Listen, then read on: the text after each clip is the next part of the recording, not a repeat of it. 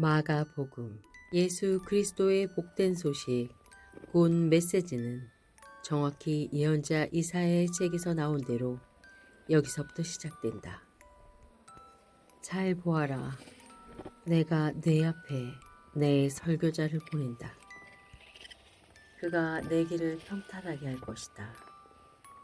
광야에서 외치는 소리여, 하나님 오심을 준비하여라. 길을 평탄하고 곱게 하여라. 세례자 요한이 광야에 나타나서 삶을 고쳐 죄 용서받는 세례를 선포했다. 유대와 예루살렘으로부터 사람들이 떼를 지어 그에게 와서 죄를 고백하고 요단강에서 그에게 세례를 받고 삶을 고치기로 결단했다. 요한은 낙타털로 된 옷을 입고 허리에 가죽띠를 둘렀다. 그리고 메뚜기와 야생꿀을 먹었다. 요한은 이렇게 전했다. 진짜는 이제부터다. 이 드라마의 주인공은 너의 삶을 바꾸어 놓으실 것이다. 그분에 비하면 나는 잔심부름꾼에 지나지 않는다. 나는 너희의 옛 삶을 바꾸어 천국의 삶을 준비시키려고 이 강에서 세례를 주고 있다. 그러나 그분의 세례, 성령의 거룩한 세례는 너희를 완전히 바꿔 놓을 것이다. 그때 예수께서 갈릴리 나사렛에 오셔서 요단강에서 요한에게 세례를 받으셨다. 물에서 올라오는 순간 예수께서는 하늘이 열리고 하나님의 영이 비둘기같이 그분 위에 내려오는 것을 보셨다. 성령과 더불어 한 음성이 들려왔다. 너는 내가 사랑으로 선택하고 구별한 내 아들, 내 삶의 전부다. 동일한 성령께서 즉시 예수를 광야로 몰아내셨다. 예수께서는 광야에서 40일을 밤낮으로 사탄에게 시험을 받으셨다. 들짐승이 그분과 함께 있었고 천사들이 그분을 도왔다. 요한이 체포된 뒤에 예수께서 갈릴리에 가셔서 하나님의 메시지를 전파하셨다. 때가 다 되었다. 하나님 나라가 여기에 있다. 너희 삶을 고치고 메시지를 믿어라. 예수께서 갈릴리 호숫가를 지나시다가 시몬과 그의 동생 안드레가 그물을 던지는 것을 보셨다. 고기잡이는 그들의 평소 직업이었다. 예수께서 그들에게 말씀하셨다. 나와 함께 가자. 내가 너희를 새로운 어부가 되게 하겠다. 잉어와 가무치 대신에 사람을 낚는 법을 가르쳐 주겠다. 그들은 아무것도 묻지 않고 그물을 놓아두고 그분을 따라갔다. 예수께서 호숫가를 10여 미터쯤 더 가시다가 세베대의 아들인 야고보와 요한 형제를 보셨다. 그들은 배에서 그물을 손질하고 있었다. 예수께서는 곧바로 그들에게도 똑같이 제안하셨고 그들은 즉시 아버지 세베대와 배와 풍군들을 내버려 두고 그분을 따라갔다. 그들은 가버나움에 들어갔다. 안식일이 돌아오자 예수께서 지체하지 않고 회당으로 가셨다. 예수께서는 거기서 가르치며 하루를 보내셨다. 사람들은 종교학자들처럼 궤변과 인용을 늘어놓지 않은 아주 솔직하고 확신에 찬 그분의 가르침에 놀랐다. 예수께서 아직 회당에 있는데 정신이 이상한 사람이 난데없이 끼어들어 소리를 질렀다. 나사렛 사람 예수여, 무슨 일로 우리에게 왔습니까? 나는 당신이 무슨 일을 하려는지 압니다. 당신은 하나님의 거룩한 분이시며 우리를 멸하러 왔습니다. 예수께서 그의 입을 막으셨다. 조용히 하고 그에게서 나오너라. 괴롭히던 귀신이 그 사람에게 경련을 일으키고는 큰 소리로 대들면서 나갔다.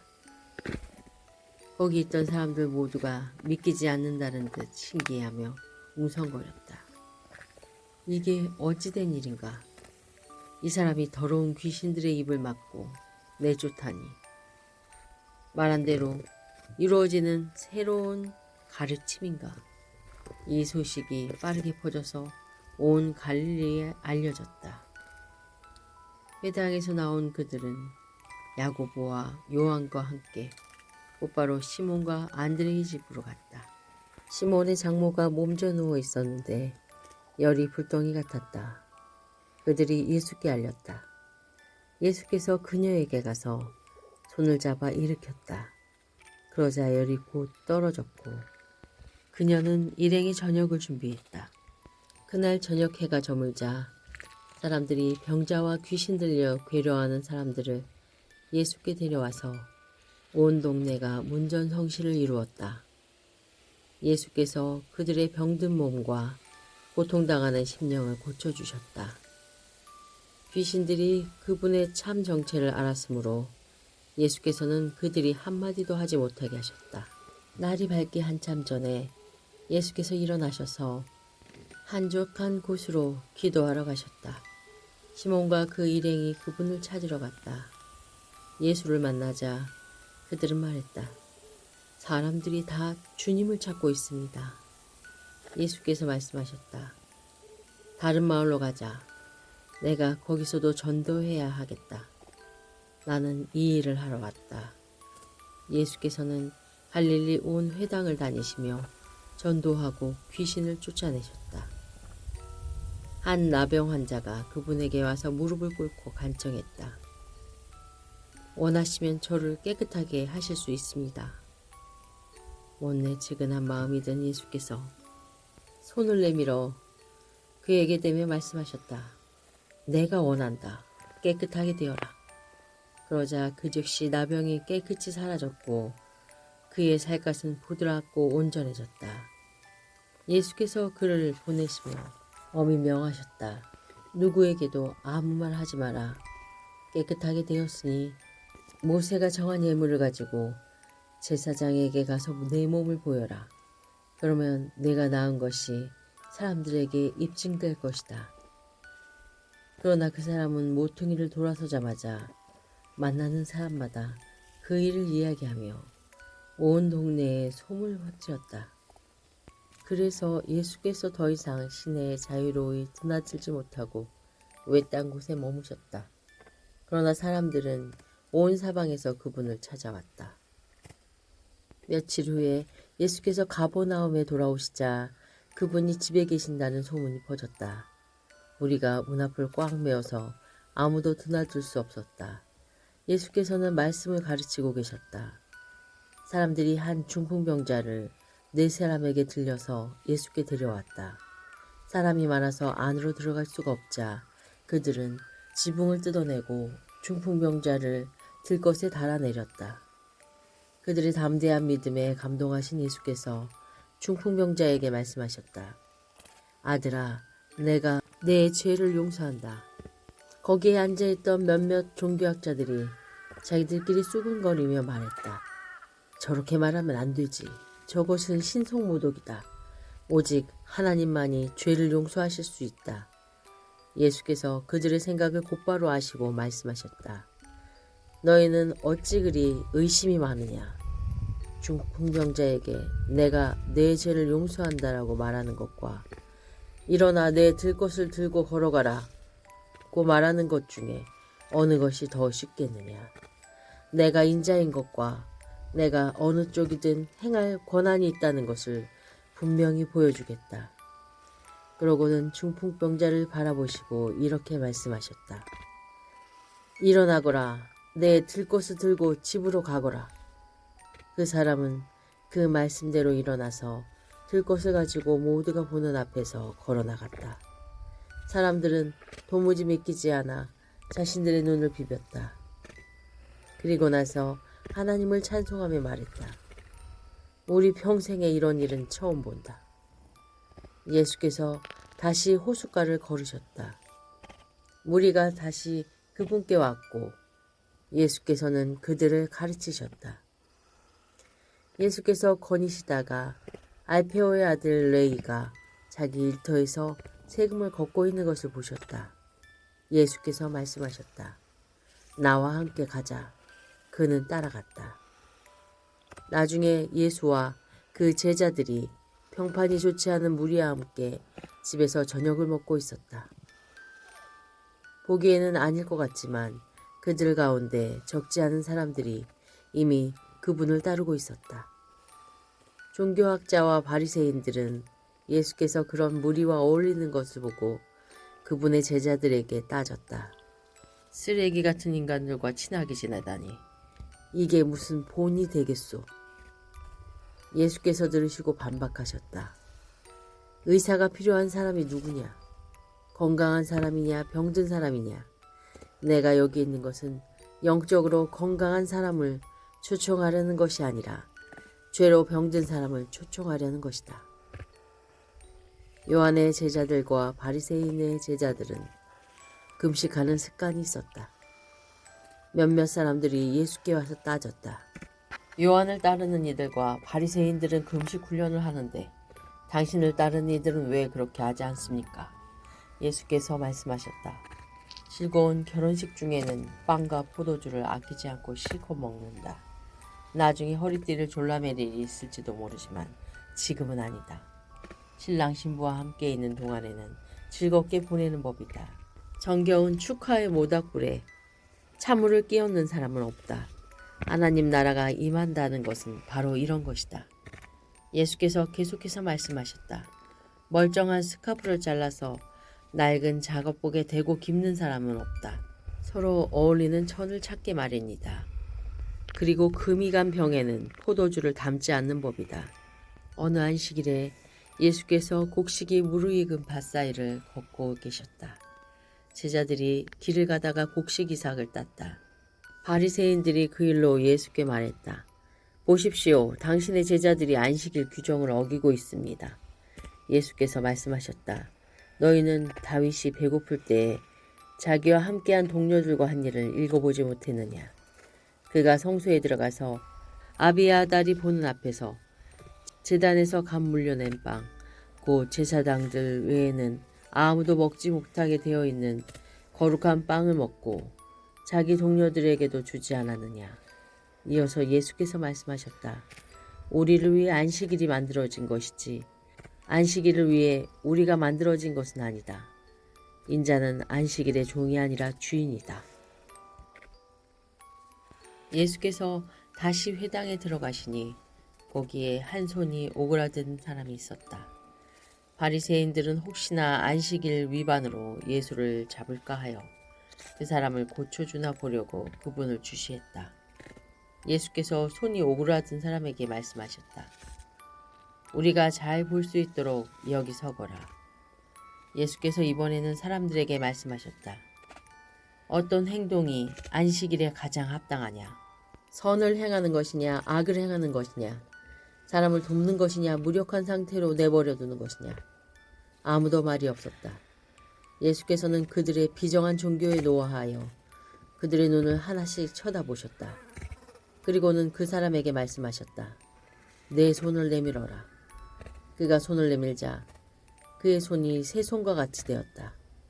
바리새인들은 서둘러 그것을 빠져나가 어떻게 하면 헤롯의 당원들과 합세하여 그분을 파멸시킬 것인지 흥분하며 이야기했다. 예수께서 그곳을 피해 제자들과 함께 바닷가로 떠나가셨다. 그러나 갈릴리에서 큰 무리가 따라왔고 유대와 예루살렘과 이두메와 요단강 건너편과 두로와 시돈 근방에서도 큰 무리가 따라왔다. 그들은 말로만 전해 듣던 것을 직접 눈으로 보려고 왔다. 예수께서는 우리에게 밟히지 않도록 제자들에게 배를 준비하게 하셨다. 예수께서 지금까지 많은 사람들을 고쳐주셨으므로 온전치 못한 사람은 서로 밀고 당기며 그분께 다가가서 그분을 만지려고 했다. 악한 귀신들이 그분을 알아보고는 엎드려 부르짖었다. 당신은 하나님의 아들입니다. 그러나 예수께서는 그 말을 받아들이지 않으셨다. 그들의 입을 다물게 하여 자신의 정체를 사람들이 알리지 못하게 막으셨다. 예수께서 산에 올라가셔서 자신이 원하는 사람들을 초청하셨다. 그들이 함께 올라갔다. 예수께서 12명을 정하시고 그들을 사도로 임명하셨다. 그분의 계획은 그들로 자신과 함께 있게 하고 그들을 보내 말씀을 선포하게 하며 그들에게 귀신을 쫓아내는 권세를 주시려는 것이었다. 그 12명은 다음과 같다. 시몬, 나중에 예수께서 그에게 베드로 곧 바이라는 이름을 지어주셨다. 세베대의 아들 야고보, 야고보의 동생 요한. 예수께서 세베대의 두 아들에게는 천둥의 아들을 뜻하는 보아너게라는 별명을 붙여주셨다. 안드레, 필립, 바돌로메, 마테, 도마, 알페오의 아들 야고보, 다데오, 가나안 사람 시몬, 가롯 유다, 그분을 배반한 자다. 예수께서 집에 오시자 여느 때처럼 무리가 몰려들었다. 예수께 이것저것 해달라고 청하는 사람들이 많아서 그분은 식사할 겨를조차 없었다. 예수의 친구들이 상황을 듣고서 필요하다면 억지로라도 그분을 구해내려고 왔다. 그들은 그분이 제정신을 잃어가는 것은 아닌지 의심했다. 예루살렘에서 종교학자들이 내려와서 예수가 마술을 부리고 마귀의 속임수를 써서 그 능력으로 사람들의 이목을 끌고 있다는 소문을 퍼뜨렸다. 예수께서 그들의 비방에 이런 이야기로 맞섰다. 마귀를 보내 마귀를 잡고 사탄을 이용해 사탄을 없앤다는 것이 말이 되느냐. 늘 싸움질을 하는 과정은 무너지게 마련이다. 사탄과 사탄이 싸우고 있으면 사탄은 이내 나만하지 못할 것이다. 환한테나 대 시퍼렇게 눈을 뜬 건장한 사내의 집에 들어가서 그 살림을 가지고 달아나려면 먼저 그 사람을 묶어야 하지 않겠느냐. 그를 묶으면 집을 깨끗이 털 수 있다. 잘 들어라. 내가 너희에게 경고한다. 용서받지 못한 말이나 행동은 없다. 그러나 너희가 하나님의 성령을 끝까지 비방하면 너희를 용서하시는 바로 그분을 물리치는 것이 된다. 그것은 너희 자신이 걸터앉은 나뭇가지를 톱으로 잘라내는 것이며 용서하시는 그분과의 모든 관계를 너희 자신의 사악함으로 끊어버리는 것이다.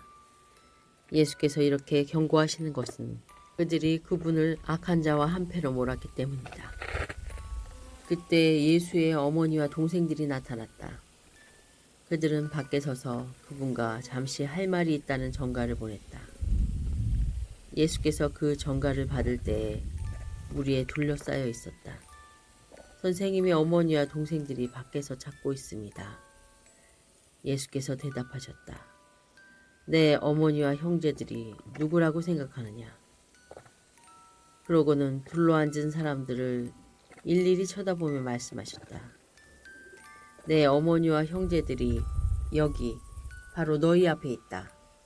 순종이 피보다 진하다. 하나님의 뜻에 순종하는 사람이 내 형제요, 자매요, 어머니다. 예수께서 다시 바닷가에서 가르치셨다. 우리가 인산인해를 이루고 있어서 예수께서는 해안에서 좀 떨어진 배에 오르셔야 했다. 사람들이 물가로 몰려와서 배를 설교단으로 삼으신 것이다. 예수께서 많은 이야기로 가르치셨다. 들어라, 너희는 어떻게 생각하느냐? 어떤 농부가 씨를 뿌렸다. 씨를 뿌리는데 덜어는 길 위에 떨어져서 새들이 먹어버렸다.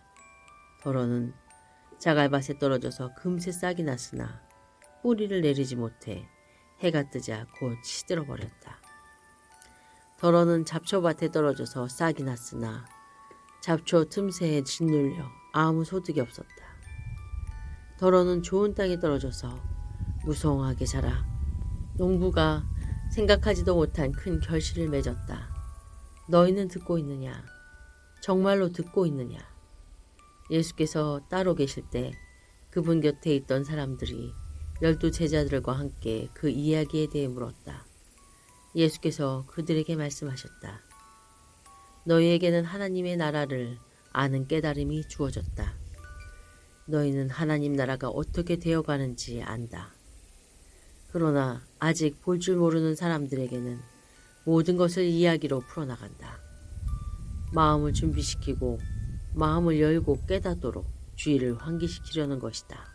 그들은 눈을 떴으나 하나도 보지 못하고 귀가 열렸으나 한마디도 알아듣지 못하며 돌아서지도 않고 용서받기도 거부한다. 예수께서 계속해서 말씀하셨다. 이 이야기가 어떻게 되어가는지 알겠느냐? 내가 하는 모든 이야기는 이렇게 이루어진다. 농부가 말씀을 뿌린다. 어떤 사람은 딱딱한 길바닥에 떨어진 씨와 같다.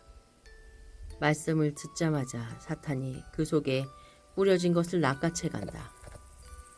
또 어떤 사람은 자갈밭에 떨어진 씨와 같다. 그는 처음 말씀을 들을 때는 아주 뜨겁게 반응한다.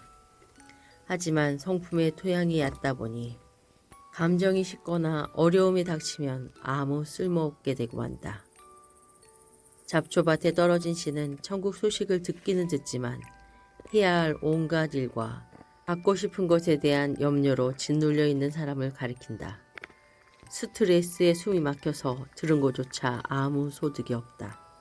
그러나 좋은 땅에 뿌려진 씨는 말씀을 듣고 품어서 생각지도 못한 큰 결실을 맺는 사람을 가리킨다. 예수께서 계속해서 말씀하셨다. 집에 등잔을 가져와서 통속이나 침대 밑에 두는 사람이 있느냐? 탁자나 선반 위에 두지 않느냐? 우리는 비밀을 감추어 두지 않고 오히려 말할 것이다. 숨기지 않고 오히려 밝히 드러낼 것이다. 너희는 듣고 있느냐? 정말로 듣고 있느냐? 내가 하는 말을 잘 들어라. 세상에서 너희 힘으로 잘 될 수 있다는 약사빠른 충고를 조심하여라. 받는 것보다 주는 것이 더 낫다. 베품은 베품을 낳는다. 인색하면 가난해진다. 예수께서 또 말씀하셨다. 하나님 나라는 어떤 사람이 밭에 씨를 뿌리고는 잊어버린 채 잠자리에 든 것과 같다. 씨는 싹이 터서 자라는데 그는 어떻게 된 일인지 모른다. 그의 도움 없이 땅이 다 알아서 한다. 처음에는 푸른 줄기를 내고 다음에는 꽃봉오리를 내고 그 다음에는 익은 곡식이다. 곡식이 완전히 연글면 거둔다. 추수할 때가 된 것이다. 하나님 나라를 어떻게 묘사할 수 있을까? 어떤 이야기가 좋을까? 하나님 나라는 솔씨 하나와 같다. 솔씨는 땅에 떨어질 때 씨로서는 아주 작지만 일단 심으면 가지가 무성한 큰 나무로 자란다. 독수리들이 그 안에 둥지를 틀 정도다. 예수께서는 이처럼 많은 이야기로 메시지를 전해주시면서 그들의 경험과 성숙도에 맞게 이야기를 들려주셨다. 예수께서 이야기 없이는 말씀하지 않으셨다. 그리고 제자들과 따로 있을 때 모든 것을 다시 설명해 주셨다. 혼란스러운 것을 정리하시고 얽힌 것은 풀어주셨다. 그날 늦게 예수께서 제자들에게 말씀하셨다. 저편으로 건너가자. 제자들은 그분을 배에 계신 그대로 모시고 갔다. 다른 배들도 따라갔다. 그때 큰 풍랑이 일어났다. 파도가 배 안으로 들이쳐서 배가 가라앉으려고 했다. 예수께서는 배 뒤쪽에서 베개를 메고 주무시고 계셨다. 제자들이 그분을 깨우며 말했다. 선생님, 우리가 빠져 죽게 되었는데 아무렇지도 않습니까? 잠에서 깬 예수께서 바람에게 조용히 하라고 하시고 바다에게 고요하여라, 잠잠하여라 하고 말씀하셨다. 바람이 숨을 먹고 바다는 호수처럼 고요해졌다. 예수께서 제자들을 꾸짖으셨다. 어째서 너희는 이토록 겁이 많으냐? 그렇게도 믿음이 없느냐? 그들은 놀라고 두려워서 어쩔 줄을 몰라 했다. 도대체 이분은 누구신가? 바람도 바다도 마음대로 부리시다니. 그들은 바다 건너편 거라서 사람들의 지방에 이르렀다. 예수께서 배에 내리시자 묘지에서 어떤 미친 사람이 그분께 나와왔다. 그는 거기 무덤 사이에서 살았다. 아무도 그를 잡아둘 수 없었다. 사슬을 채울 수도 결박할 수도 없었다. 사람들이 여러 번 사슬과 밧줄로 묶었지만 그때마다 그 사슬을 부서뜨리고 밧줄을 끊어버렸다. 아무리 힘센 사람도 그를 꺾을 수 없었다. 그는 밤낮으로 무덤과 산을 어슬렁거리면서 고함을 치며 따졌다. 지극히 높으신 하나님의 아들 예수여, 무슨 일로 내게 간섭합니까? 제발 나를 괴롭게 하지 마십시오. 예수께서 이미 그 악한 귀신에게 나오너라, 그 사람에게서 나오너라 하고 명령하신 뒤였다. 예수께서 그에게 물으셨다. 내 이름이 무엇이냐? 그가 대답했다. 내 이름은 패거리입니다. 난동을 부리는 패거리입니다. 그는 자기를 그 지방에서 내쫓지 말아달라고 예수께 애원했다. 마침 근처 언덕에서 큰 돼지떼가 땅을 파헤치며 먹을 것을 찾고 있었다. 귀신들이 예수께 애걸했다. 우리를 돼지에게 보내셔서 그 속에서 살게 해주십시오. 예수께서 그렇게 하라고 말씀하셨다. 그러나 돼지떼의 형편은 그 사람의 형편보다 더 나빠졌다. 돼지들이 미쳐서 벼랑으로 우르르 몰려가더니 바다에 빠져 죽은 것이다. 돼지를 치던 사람들이 혼비백산하여 도망쳐서 시내와 마을에 그 이야기를 전했다. 다들 어떤 일인지 보고 싶어 했다. 예수께 다가와서 보니 미친 사람이 단정한 옷차림과 멀쩡한 정신으로 앉아 있었다. 그는 더 이상 걸어다니는 정신병원이 아니었다. 그 일을 처음부터 목격한 사람들이 귀신 들린 사람과 돼지떼에게 벌어진 일을 그들에게 말해주었다. 그들은 처음에는 두려워하다가 나중에는 언짢아했다. 돼지들이 익사한 것 때문에 기분이 상했던 것이다. 그들은 예수께 그곳을 떠나 다시는 오지 말라고 당부했다. 예수께서 배에 오르실 때 귀신한테서 놓인 그 사람이 자기도 함께 가게 해달라고 간청했으나 그분은 허락하지 않으셨다. 예수께서 말씀하셨다. 내 집, 내 가족한테 가거라. 주께서 무엇을 하셨고 어떻게 너를 불쌍히 여기셨는지 그들에게 이야기하여라. 그 사람은 돌아가서 예수께서 자기에게 행하신 일을 대가볼리 열성읍 근방에 전하기 시작했다. 그는 동네의 화제거리였다. 예수께서 배를 타고 건너가시자 큰 무리가 바닷가에서 그분을 맞이했다. 회당 지도자 가운데 야이로라는 사람이 왔다. 그는 예수를 보고는 무릎을 꿇고 정신없이 애원했다. 제 사랑하는 딸이 죽음의 문턱에 있습니다. 병이 나아서 살 수 있도록 오셔서 손을 얹어 주십시오.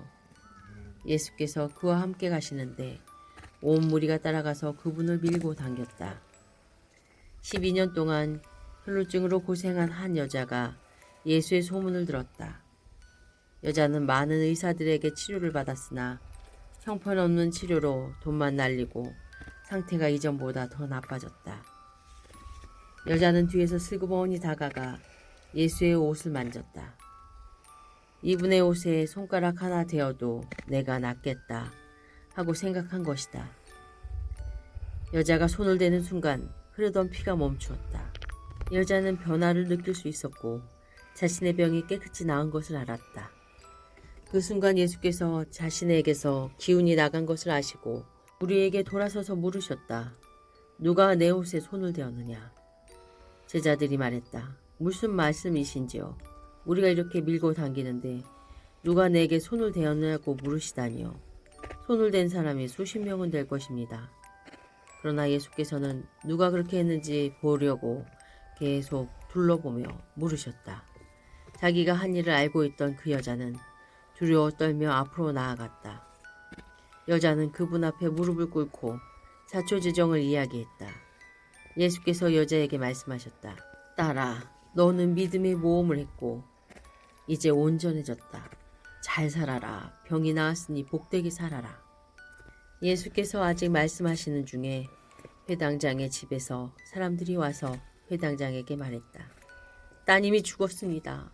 선생님을 더 괴롭게 해드릴 일이 있겠습니까? 예수께서 그들이 하시는 말을 들으시고 그 회당장에게 말씀하셨다. 그들의 말을 듣지 말고 나만 신뢰하여라. 예수께서는 베드로, 야고보, 요한 외에는 아무도 따라오지 못하게 하셨다. 회당장의 집에 들어선 그들은 이야깃거리를 찾는 입방아꾼들과 음식을 나르는 이웃 사이를 헤치고 지나갔다. 예수께서 불쑥 말씀하셨다. 어째서 이렇게 너도 나도 울고불고 말이 많으냐. 이 아이는 죽은 것이 아니라 자고 있다. 사람들은 저가 알지도 못하면서 저런 말을 한다고 비웃었다. 예수께서 그들을 다 내보내신 뒤에 아이 부모와 자기 동료들만 데리고 아이 방으로 들어가셨다. 예수께서 소녀의 손을 꼭 잡고 말씀하셨다. 달리다 굼. 이는 소녀야 일어나라 라는 뜻이었다. 그러자 소녀가 일어나서 걸어 다녔다. 소녀의 나이는 12살이었다. 그들은 모두 기뻐서 어쩔 줄 몰라 했다. 예수께서는 그 방에서 일어난 일을 아무에게도 알리지 말라고 그들에게 엄히 명령하셨다. 그리고 아이에게 먹을 것을 주어라 하고 말씀하셨다. 예수께서 그곳을 떠나 자기 고향으로 돌아가셨다. 제자들도 함께 갔다. 안식일에 예수께서 회당에서 설교하셨다. 예수께서는 모든 사람의 감탄을 자아낼 정도로 대단하셨다. 사람들이 말했다. 이 사람이 이렇게 훌륭한 사람인지 미처 몰랐다. 어떻게 이렇게 갑자기 지혜로워지고 이런 능력을 갖게 되었을까? 그러나 한편으로 그들은 언제 그랬냐는 듯이 어느새 그분을 깎아내리고 있었다. 이 사람은 목수요, 마리아의 아들에 불과하다. 우리는 그를 어려서부터 알았다. 그의 동생 야고보와 요셉과 유다와 시몬, 그리고 그의 누이들도 우리가 안다. 도대체 그는 자기가 누구라고 저러는 것인가? 그들은 예수에 대해 조금 아는 것에 걸려 넘어졌던 것이다. 그들은 거기서 더 이상 나아가지 못했다. 예수께서 그들에게 말씀하셨다. 예언자는 자기 고향, 자기 친척, 자기가 어려서 놀던 길목에서는 별로 존경받지 못하는 법이다. 예수께서는 거기서 많은 일을 행하실 수 없었다.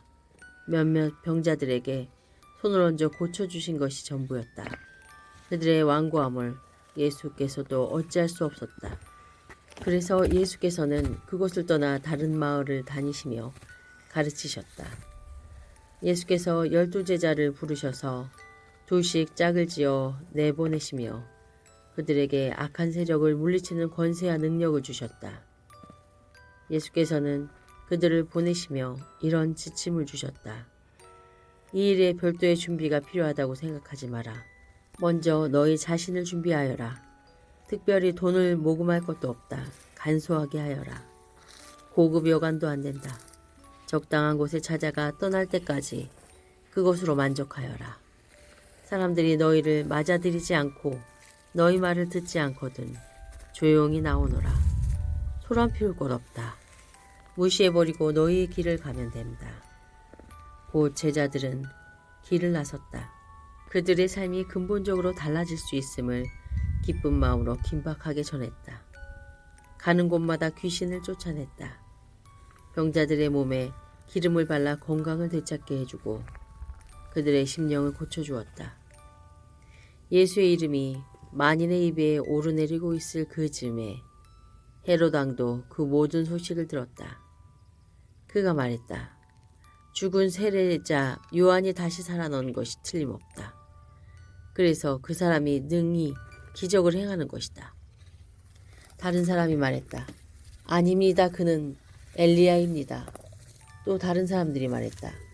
그는 예언자입니다. 옛 예언자들 가운데 한 사람과 같습니다. 그러나 헤롯은 굽히지 않았다. 틀림없이 요한이다. 내가 그의 목을 베었는데 이제 그가 다시 살아난 것이다. 헤롯은 자기 동생 필립의 아내였던 헤로디아의 잔소리에 못 이겨 요한의 체포를 명하고 그에게 사슬을 채워 감옥에 가두었던 자다. 요한은 헤롯과 헤로디아의 관계가 불륜이라고 말해 헤롯을 자극했다. 헤로디아는 증오에 사무쳐서 요한을 죽이고 싶었으나 헤롯이 요한을 두려워하여 감히 그렇게 하지 못했다. 요한이 거룩한 사람이라고 굳게 믿고 있던 헤롯은 그를 특별 대우했다. 헤롯은 요한의 말을 들을 때마다 양심의 가책을 받아 괴로워하면서도 그를 멀리할 수 없었다. 요한에게 헤롯을 계속 잡아끄는 어떤 힘이 있었다. 그러나 끝내 불길한 날이 왔다. 헤롯이 갈릴리의 모든 고관과 귀족들을 초대해 생일잔치를 벌인 날이었다.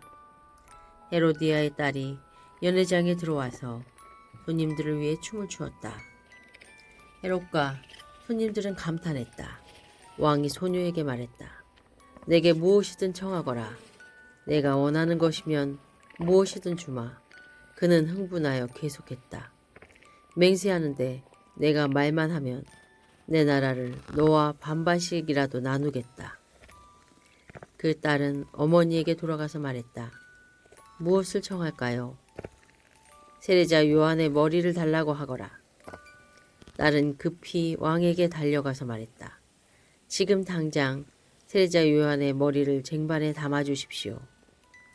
왕은 한순간 정신이 번쩍 들었다. 그러나 그는 손님들에게 체면을 잃고 싶지 않아서 잠자코 소녀의 소원을 들어주었다. 왕은 사형 집행관을 감옥으로 보내 요한의 머리를 가져오라고 명했다. 그가 가서 요한의 목을 베어 쟁반에 담아와서 소녀에게 주었고 소녀는 그것을 다시 자기 어머니에게 주었다. 요한의 제자들이 이 일을 듣고 와서 그 시신을 거두어다가 무덤에 안장했다. 사도들이 다시 예수께 모여서 그동안 자기들이 행하고 가르친 일을 모두 보고했다. 예수께서 말씀하셨다. 따로 어디 가서 잠깐 쉬도록 하자. 그만큼 오고 가는 사람들의 발길이 끊이지 않았고 그들은 음식 먹을 겨를조차 없었다. 그래서 그들은 배를 타고 따로 한적한 곳으로 떠났다. 그들이 가는 것을 본 사람이 있어서 금세 소문이 퍼졌다. 인근 마을에서 사람들이 도보로 달려와서 그들보다 먼저 그곳에 도착했다. 예수께서 도착해 큰 무리를 보셨다. 목자 없는 양 같은 그들을 보시니 그분의 마음이 찢어지는 것 같았다. 예수께서 곧바로 그들을 가르치기 시작하셨다. 어느새 저녁이 되셨다.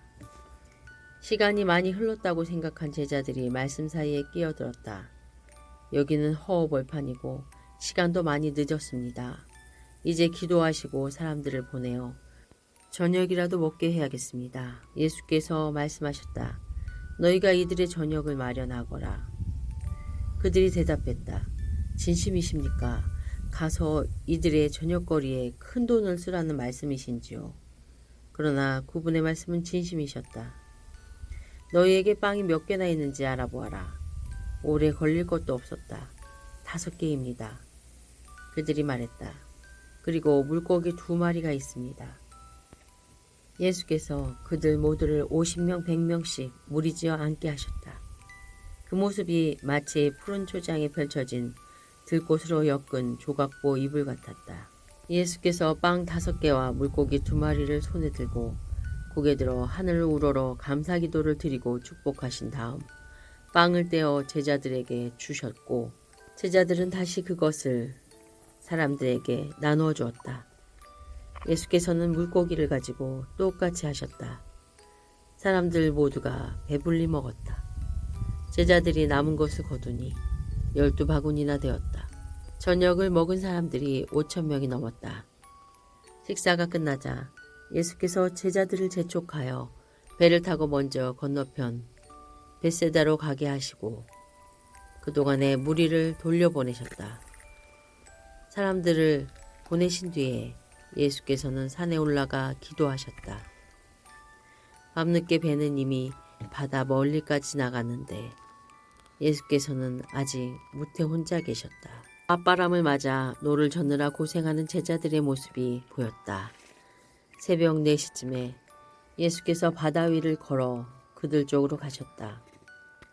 예수께서 바로 그들 옆을 지나려고 하셨다. 그러나 제자들은 바다 위를 걸어오시는 예수를 보고서 유령인 줄 알고 무서워 꼼짝도 못한 채 비명을 질렀다. 예수께서 얼른 그들을 안심시키셨다. 안심하여라. 나다. 두려워 마라. 예수께서 배에 오르자마자 바람이 가라앉았다. 제자들은 너무 놀라서 이게 무슨 일인가 싶어 고개를 저었다. 그들은 예수께서 저녁 식사 때 하신 일을 미처 깨닫지 못하고 있었다. 그 무엇도 아직 그들의 마음속까지 파고들지 못했던 것이다. 그들은 게네사렛에 배를 댔다. 그들이 배에서 내리자 순식간에 소문이 퍼졌다. 사람들이 이리저리 내달리며 들것에 병자들을 메고 예수가 계시는 곳으로 데려왔다. 마을이나 시내나 촌 네거리마다 그분이 가시는 곳이면 어디든지 사람들이 병자들을 데리고 나와서 그분의 옷자락을 만지게 해달라고 간청했다. 그것이 전부였다. 그분을 만진 사람은 누구나 병이 나았다.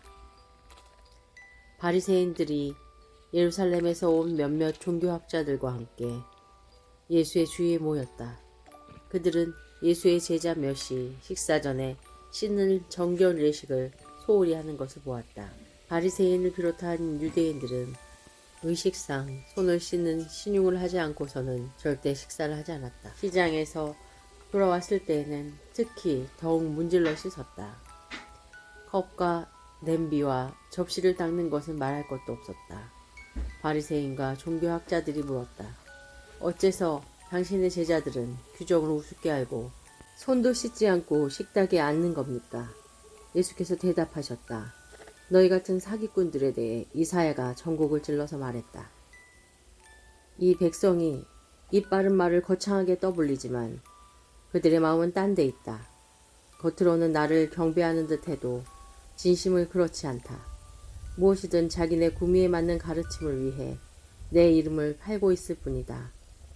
하나님의 계명은 버린 채 최신 유행을 쫓기에 바쁘다. 예수께서 계속 말씀하셨다. 그래, 잘도 하는구나. 너희는 종교의 유행을 따르는데 거추장스럽지 않도록 하나님의 계명을 저버리고 있다. 모세는 너희 부모를 공경하라고 했고 또 누구든지 부모를 욕하는 사람은 반드시 죽여야 한다고 했다. 그러나 너희는 부모에게 드려야 할 것이 있어도 부모 대신에 하나님께 예물로 바쳤습니다 말하면서 그 계명을 회피하고 있다. 아버지나 어머니에 대한 의무를 그렇게 모면하고 있는 것이다. 너희는 하나님의 말씀을 지워버리고 그 자리에 아무 것이나 원하는 대로 써넣는다. 너희는 이 같은 일을 다반사로 한다. 예수께서 다시 무리를 불러놓고 말씀하셨다. 잘 듣고 마음에 새겨두어라. 너희 삶을 더럽히는 것은 너희가 입으로 삼키는 것이 아니라 너희 입에서 토해내는 것이다. 그것이야말로 정말 더러운 것이다. 예수께서 무리와 헤어져 집에 돌아오셨을 때 제자들이 말했다. 잘 모르겠습니다. 쉽게 말씀해 주십시오. 예수께서 말씀하셨다. 너희가 우둔해지기로 작정이라도 한 것이냐? 너희가 입으로 삼키는 것이 너희를 더럽힐 수 없다는 것을 모르느냐? 그것은 너희 마음으로 들어가지 않고 위로 들어가서 장을 지나 결국 변기에 물과 함께 내려간다. 이것으로 음식에 대한 논란은 무의미해졌다. 예수께서는 모든 음식을 먹어도 좋다고 하신 것이다. 예수께서 계속해서 말씀하셨다. 사람 속에서 나오는 것이 사람을 더럽히는 법이다. 음란, 정욕, 도둑질, 살인, 간음, 탐욕, 부정부패, 속임수, 방탕, 비열한 눈빛, 중상모략, 교만, 미련함, 이 모두가 마음에서 토해내는 것이다. 너희를 더럽히는 근원은 바로 거기다. 예수께서 거기에서 두로 지방으로 떠나셨다. 그분은 아무도 못 본 줄 알고 그곳에 한 집에 들어가셨으나 사람들의 이목을 피할 수 없었다. 예수께서 안에 들기가 무섭게 고통당하는 딸을 둔 한 여자가 그분이 그곳에 계시다는 말을 듣고 찾아왔다. 여자는 예수의 발 앞에 무릎을 꿇고는 도와달라고 애원했다. 그 여자는 수로보니게 출신의 그리스 사람이었다. 여자는 예수께 자기 딸을 고쳐달라고 간청했다. 예수께서 말씀하셨다. 줄을 서서 차례를 기다려라. 자녀들을 먼저 먹이는 법이다.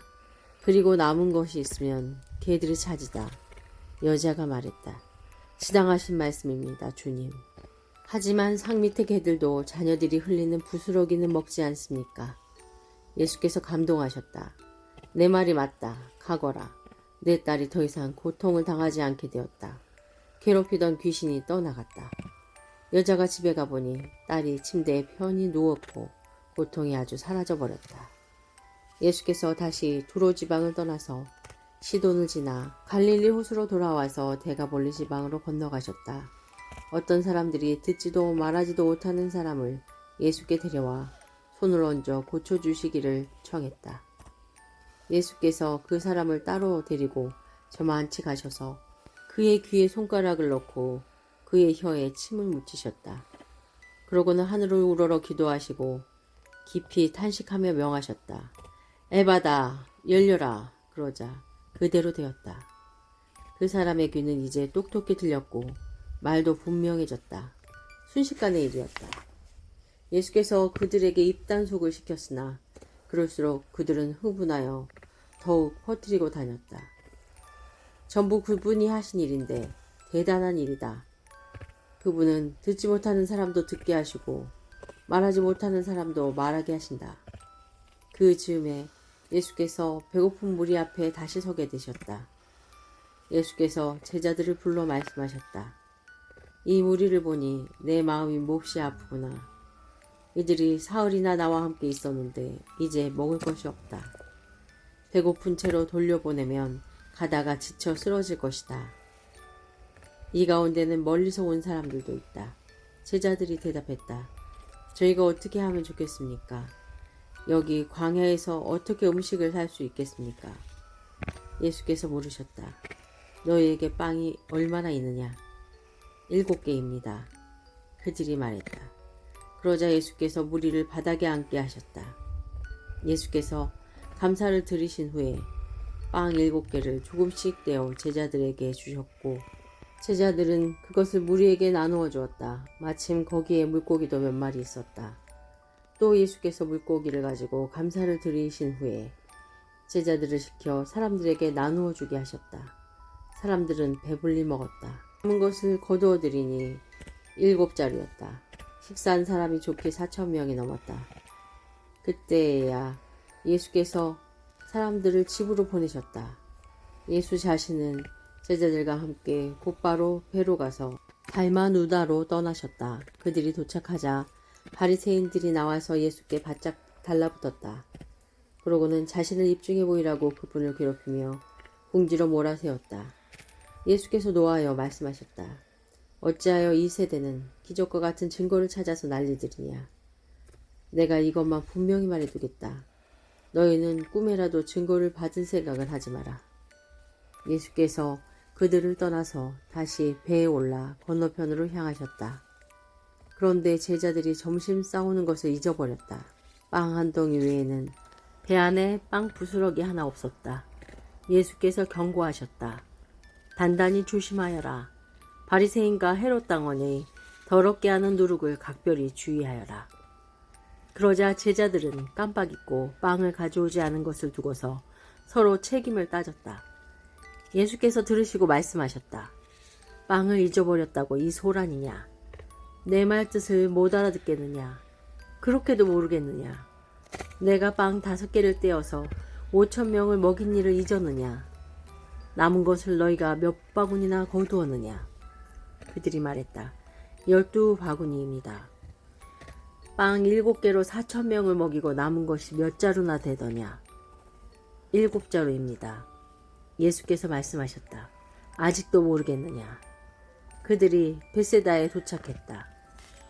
어떤 사람들이 시력을 잃은 한 사람을 예수께 데려와서 손을 대어 고쳐주시기를 청했다. 예수께서 그 손을 잡고 마을 밖으로 데리고 나가셨다. 그리고 그 사람의 눈에 침을 묻히고 그에게 손을 얹으시며 물으셨다. 무엇이 보이느냐? 그가 고개를 들었다. 사람들이 보입니다. 마치 나무가 걸어가는 것 같습니다. 예수께서 그의 눈에 다시 손을 얹으셨다. 그 사람은 이리저리 보더니 시력이 완전히 회복된 것을 알았다.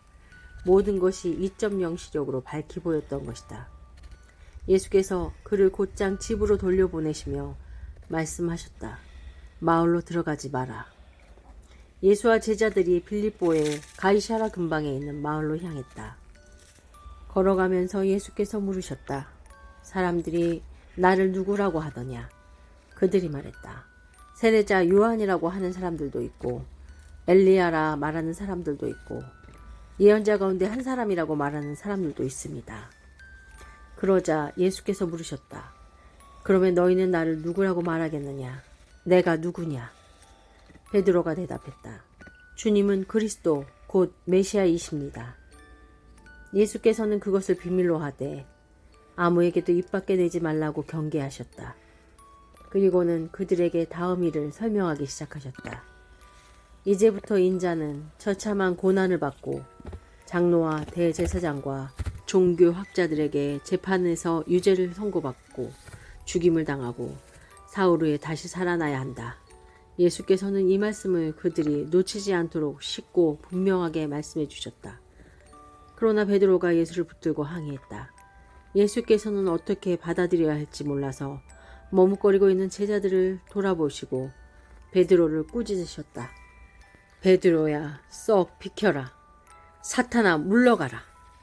너는 하나님이 어떻게 일하시는지 조금도 모른다. 예수께서 제자들과 함께 무리를 옆에 불러놓고 말씀하셨다. 누구든지 나와 함께 가려면 내가 가는 길을 따라야 한다. 결정은 내가 한다. 너희가 하는 것이 아니다. 고난을 피해 달아나지 말고 오히려 고난을 끌어안아라. 나를 따라오너라. 그러면 내가 방법을 일러주겠다. 자기 스스로 세우려는 노력에는 아무 희망이 없다. 자기를 희생하는 것이야말로 너희 자신 곧 너희의 참 자아를 구원하는 일이며 나의 길이다. 원하는 것을 다 얻고도 참된 자기 자신을 잃으면 무슨 유익이 있겠느냐? 너희 목숨을 무엇과 바꾸겠느냐? 너희 가운데 누구든지 변덕스럽고 중심이 없는 친구들과 사귀면서 나와 너희를 인도하는 내 방식을 부끄러워하면 인자도 아버지 하나님의 모든 영광에 쌓여 거룩한 천사들을 거느리고 올 때 그를 더 부끄럽게 여길 줄로 알아라. 예수께서 이렇게 쐐기를 박으셨다. 이것은 믿을 수 없는 훗날의 이야기가 아니다. 여기 서 있는 너희 가운데 그렇게 되는 것을 볼 사람도 있다. 그들은 하나님 나라가 위엄 있게 임하는 것을 볼 것이다. 엿새 후에 그들 가운데 세 사람이 정말 그것을 보았다. 예수께서 베드로와 야고보와 요한을 데리고 높은 산에 올라가셨다. 그리고 그들 눈앞에서 그분의 모습이 완전히 변했다. 그분의 옷은 아무리 표백해도 더 하얘질 수 없을 만큼 반짝반짝 빛났다. 엘리야와 모세가 함께 나타나서 예수와 깊은 대화를 나누고 있었다. 베드로가 끼어들었다. 라피님, 지금은 중대한 순간입니다. 기념비 셋을 세우는 것이 어떻겠습니까? 하나는 주님을 위해, 하나는 모세를 위해, 하나는 엘리야를 위해서 말입니다. 일행과 마찬가지로 눈앞의 광경에 놀란 베드로가 무심코 내뱉은 말이었다. 바로 그때 비처럼 환한 구름이 그들을 덮더니 구름 속 깊은 데서 한 음성이 들려왔다. 이는 내가 사랑으로 구별한 내 아들이다. 그의 말을 들어라. 잠시 후에 제자들이 눈을 비비며 주변을 둘러보니 오직 예수밖에 보이지 않았다. 산을 내려오면서 예수께서 그들에게 비밀을 지킬 것을 엄히 명령하셨다. 너희가 본 것을 아무에게도 말하지 마라. 그러나 인자가 죽은 자 가운데서 살아난 뒤에는 말해도 좋다. 그들은 죽은 자 가운데서 살아난다는 것이 도대체 무슨 말인지 몰라 고개를 갸우뚱거렸다. 중간에 제자들이 물었다. 종교학자들은 왜 엘리야가 먼저 와야 한다고 말합니까? 예수께서 대답하셨다. 과연 엘리야가 먼저 와서 인자가 올 때를 위해 모든 것을 준비한다. 사람들이 이 엘리야를 업신여겼고 사람들이 인자도 똑같이 업신여길 것이다. 인자는 성경에 기록된 대로 심한 고난과 천대와 멸시를 받을 것이다. 그들이 산에 내려와 다른 제자들에게 돌아오니 주위에 큰 무리가 보이고 종교학자들이 제자들에게 따져 묻고 있었다. 예수를 보자마자 무리 가운데 반가운 기운이 일었다. 사람들이 달려와서 그분을 맞이했다. 예수께서 물으셨다. 무슨 일이냐? 왜 이렇게 소란스러우냐? 무리 가운데 한 남자가 대답했다. 선생님, 귀신 때문에 말을 못하는 제 아들을 선생님께 데려왔습니다. 귀신이 사로잡을 때마다 아이가 바닥에 거꾸러져 입에 거품을 물고 이를 갈면서 막대기처럼 굳어집니다. 선생님의 제자들에게 구해주기를 바라고 말했지만 그들은 하지 못했습니다. 예수께서 말씀하셨다. 하나님을 모르는 이 세대여, 내가 같은 말을 몇 번이나 해야 하느냐? 얼마나 더 참아야 하느냐? 아이를 이리 데려오너라. 그들은 아이를 데려왔다. 귀신이 예수를 보고 아이에게 발작을 일으키게 하니 아이는 입에 거품을 물고 바닥에서 몸을 뒤틀었다. 예수께서 아이의 아버지에게 물으셨다. 이렇게 된 지 얼마나 되었느냐? 어려서부터 그랬습니다. 귀신이 아이를 죽이려고 불속이나 강물에 던진 것이 몇 번인지 모릅니다. 만일 하실 수 있거든 무슨 일이든 해주십시오. 불쌍히 여기셔서 저희를 도와주십시오. 예수께서 말씀하셨다. 만일이라니 믿는 사람에게 만일이란 없다. 모든 것이 가능하다. 그분의 입에서 말이 떨어지기가 무섭게 아이의 아버지가 부르짖었습니다. 제가 믿습니다. 의심하지 않도록 도와주십시오. 우리가 속속 모여드는 것을 보시고 예수께서 악한 귀신에게 명령하셨다. 벙어리에 귀머거리 귀신아, 내가 내게 명한다. 아이에게서 나와 다시는 얼씬거리지 마라. 귀신은 고함을 지르고 마구 몸부림치면서 나갔다. 아이는 송장처럼 핏기가 없어졌다. 그러자 사람들이 아이가 죽었다고 말하기 시작했다. 그러나 예수께서 아이의 손을 잡아 일으키시자 아이가 일어났다. 집에 돌아온 후에 제자들이 예수를 붙들고 물었다. 왜 저희는 귀신을 쫓아내지 못했습니까? 예수께서 대답하였다. 이런 귀신은 기도가 아니고는 쫓아낼 수 없다. 그들은 거기서 떠나서 갈릴리를 지나갔다. 예수께서는 제자들을 가르치고 싶으셔서 아무에게도 일행의 행방을 알리지 않으셨다. 예수께서 그들에게 말씀하셨다. 인자는 하나님과의 관계하기를 원치 않는 사람들에게 넘겨질 것이다. 그들이 인자를 죽일 것이다. 죽은 지 사흘 후에 인자는 다시 살아날 것이다. 제자들은 무슨 말씀인지 몰랐으나 묻기도 두려웠다. 그들이 가버나움으로 갔다. 예수께서 집에 계실 때 제자들에게 물으셨다. 너희가 길에서 토론하던 것이 무엇이냐? 불안한 침묵만 흘렀다. 그들은 자기들 가운데서 누가 가장 큰 사람인지를 두고 서로 입씨름을 벌였던 것이다. 예수께서 자리에 앉아 12 제자에게 말씀하셨다. 너희가 첫 자리를 원하느냐? 그렇다면 끝자리로 가거라. 모든 사람의 종이 되어라. 예수께서 방 한가운데 어린아이 하나를 세우시고 아이를 품에 안으시며 말씀하셨다. 누구든지 이 어린아이들 가운데 하나를 나처럼 품으면 곧 나를 품는 것이고 또 나를 훨씬 넘어서서 나를 보내신 하나님을 품는 것이다. 요한이 입을 열었다. 선생님, 어떤 사람이 주님 이름으로 귀신을 쫓아내는 것을 보고 우리가 막았습니다. 그가 우리에게 속한 사람이 아니어서 그렇게 했습니다. 예수께서 기뻐하지 않으셨다. 그를 막지 마라. 내 이름으로 선하고 능력 있는 일을 하고서 바로 나를 깎아내릴 사람은 없다. 그가 적이 아니라면 곧 우리 편이다. 누구든지 내 이름으로 너희에게 물 한 잔만 주어도 그는 우리 편이다. 하나님이 반드시 알아주실 것이다. 그러나 너희가 어린아이처럼 순진하게 믿는 이들 중에 하나를 괴롭히고 못살게 굴거나 그들의 믿음을 이용하면 너희는 곧 후회하게 될 것이다. 차라리 너희 목에 맷돌을 달고 호수 한복판에 뛰어드는 편이 낫다. 내 손이나 발이 하나님께 방해가 되거든 찍어내버려라. 손이나 발이 없더라도 살아있는 것이 두 손과 두 발을 보란듯이 가지고서 영원히 불타는 용광로 속에 있는 것보다 낫다. 또 내 눈이 너를 하나님에게서 멀어지게 하거든 뽑아내버려라. 한눈으로 살아있는 것이 지옥불 속에서 2.0 시력을 발휘하는 것보다 낫다. 머지않아 모른 사람이 세련의 불 속을 지나겠지만 너희는 영원한 불꽃으로부터 보호받고 보존될 것이다. 너희는 스스로 보존하는 자가 되어라. 평화를 지키는 자가 되어라. 예수께서 거기에서 떠나 요단강 건너편 유대 지방으로 가셨다. 매번 그러듯이 무리가 따라왔고 예수께서는 늘 하시던 대로 그들을 가르치셨다. 바리새인들이 예수를 괴롭힐 요량으로 다가와서 물었다. 남자가 아내와 이혼하는 것이 율법에 맞습니까? 예수께서 말씀하셨다. 모세가 뭐라고 명령했느냐? 그들이 대답했다. 모세는 이혼 증서를 써주고 아내와 이혼해도 된다고 허락했습니다. 예수께서 말씀하셨다.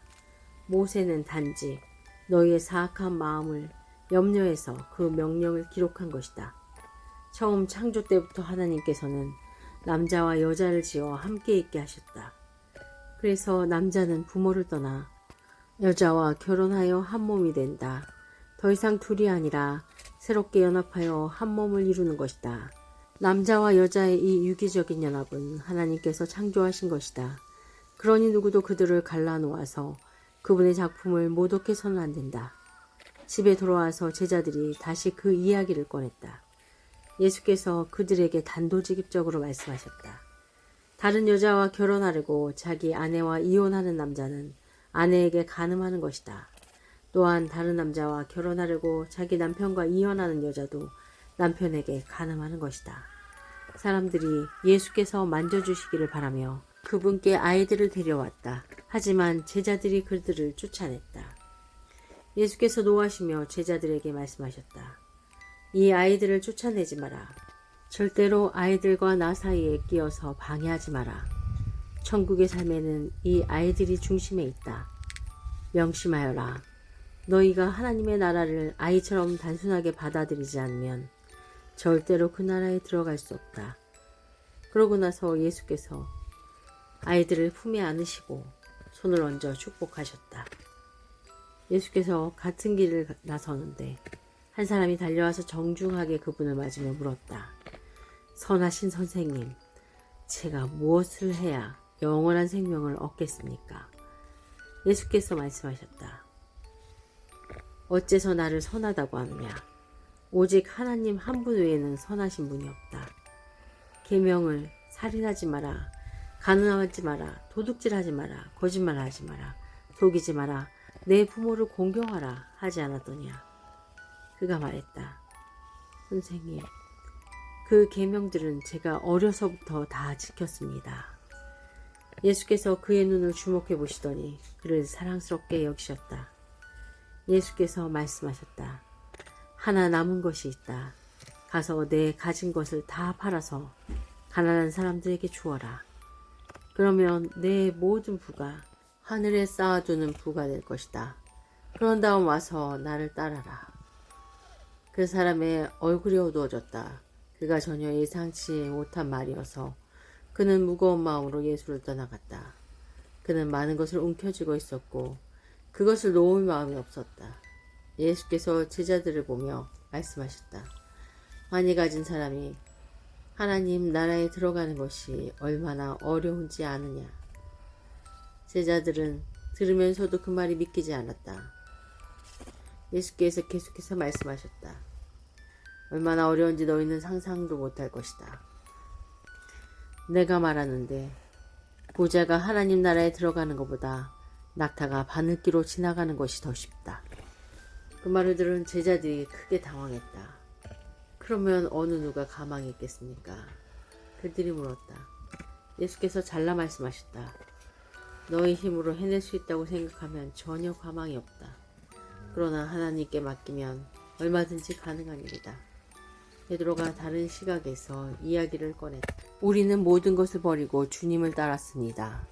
예수께서 말씀하셨다. 내 말을 명심하여라.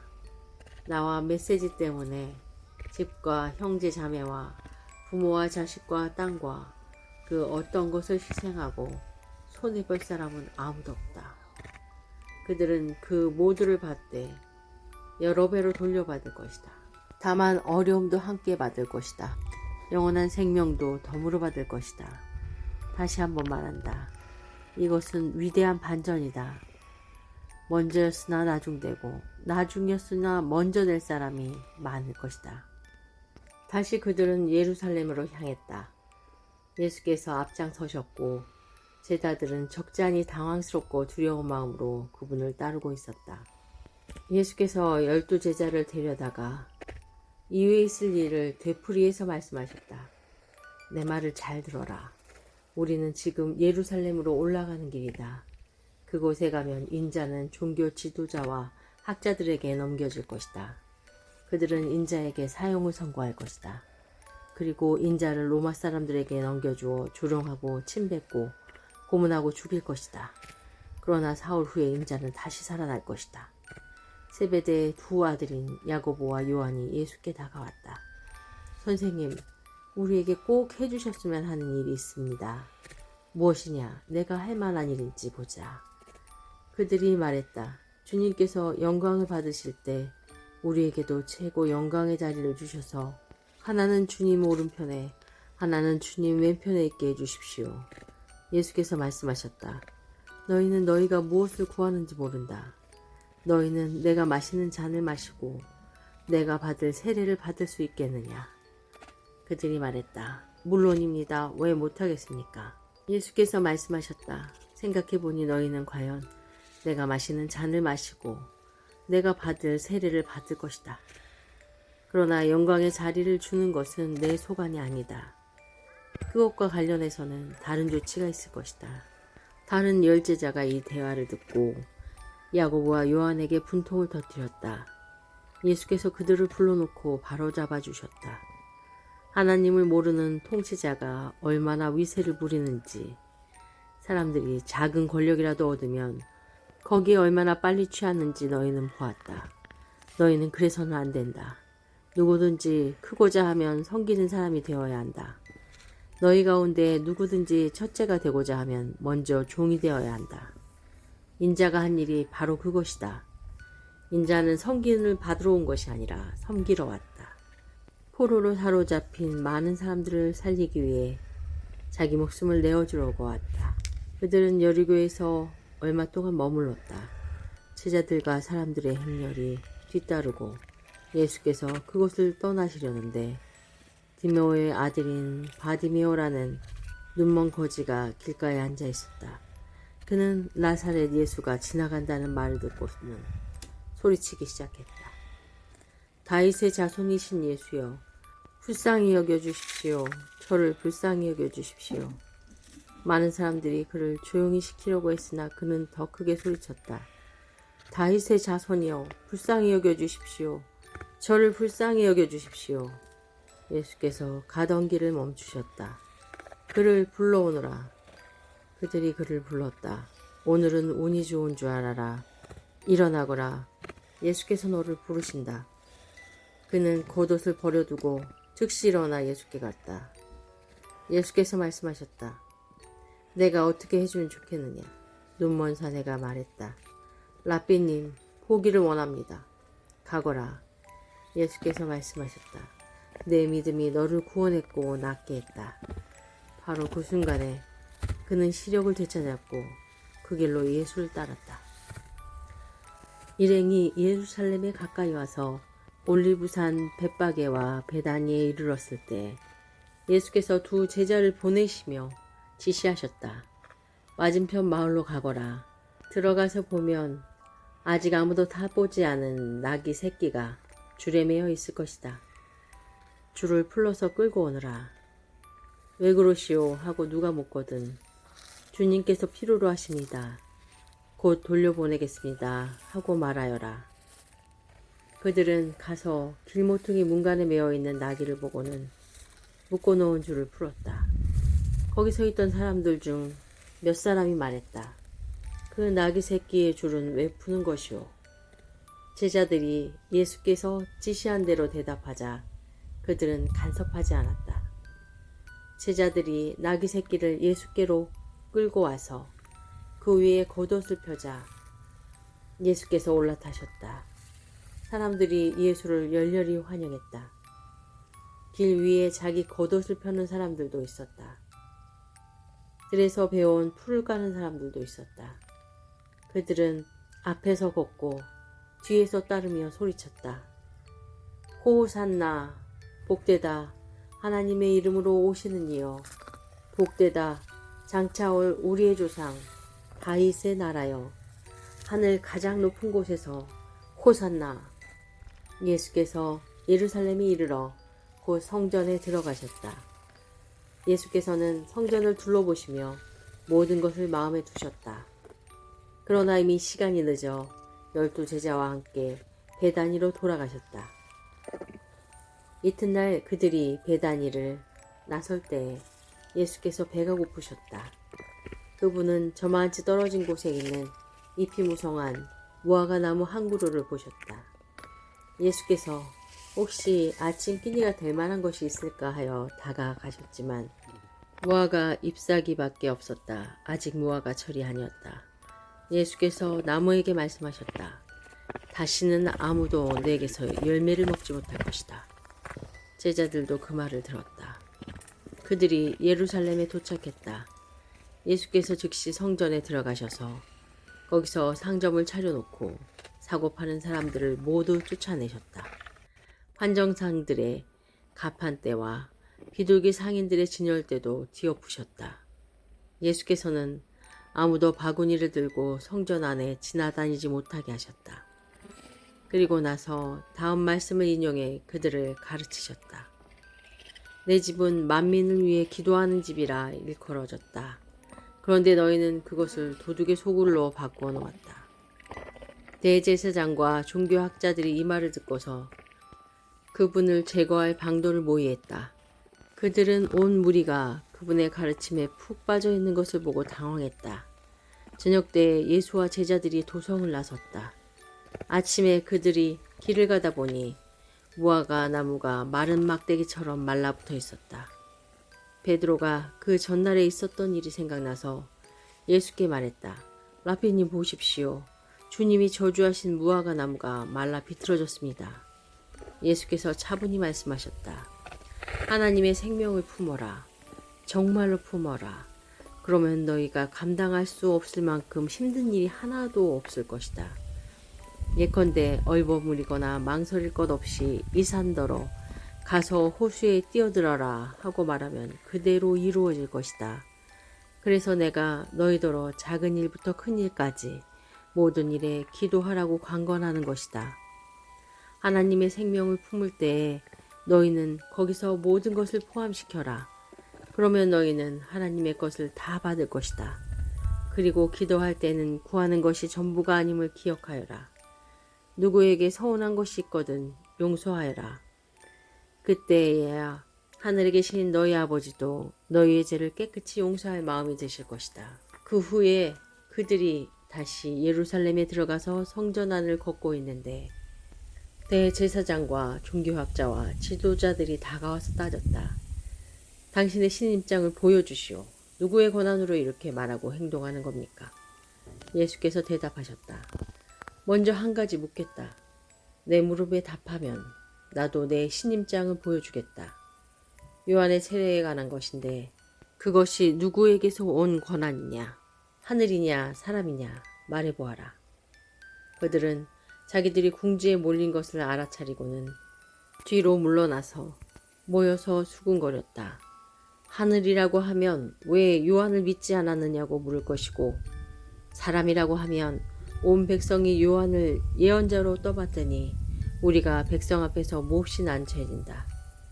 그들은 이번은 예수께 양보하기로 했다. 우리는 뭐로? 그들이 말했다. 예수께서 대답하셨다. 그렇다면 나도 너희 물음에 대답하지 않겠다. 예수께서 그들에게 여러 이야기를 들려주기 시작하셨다. 어떤 사람이 포도원을 세웠다.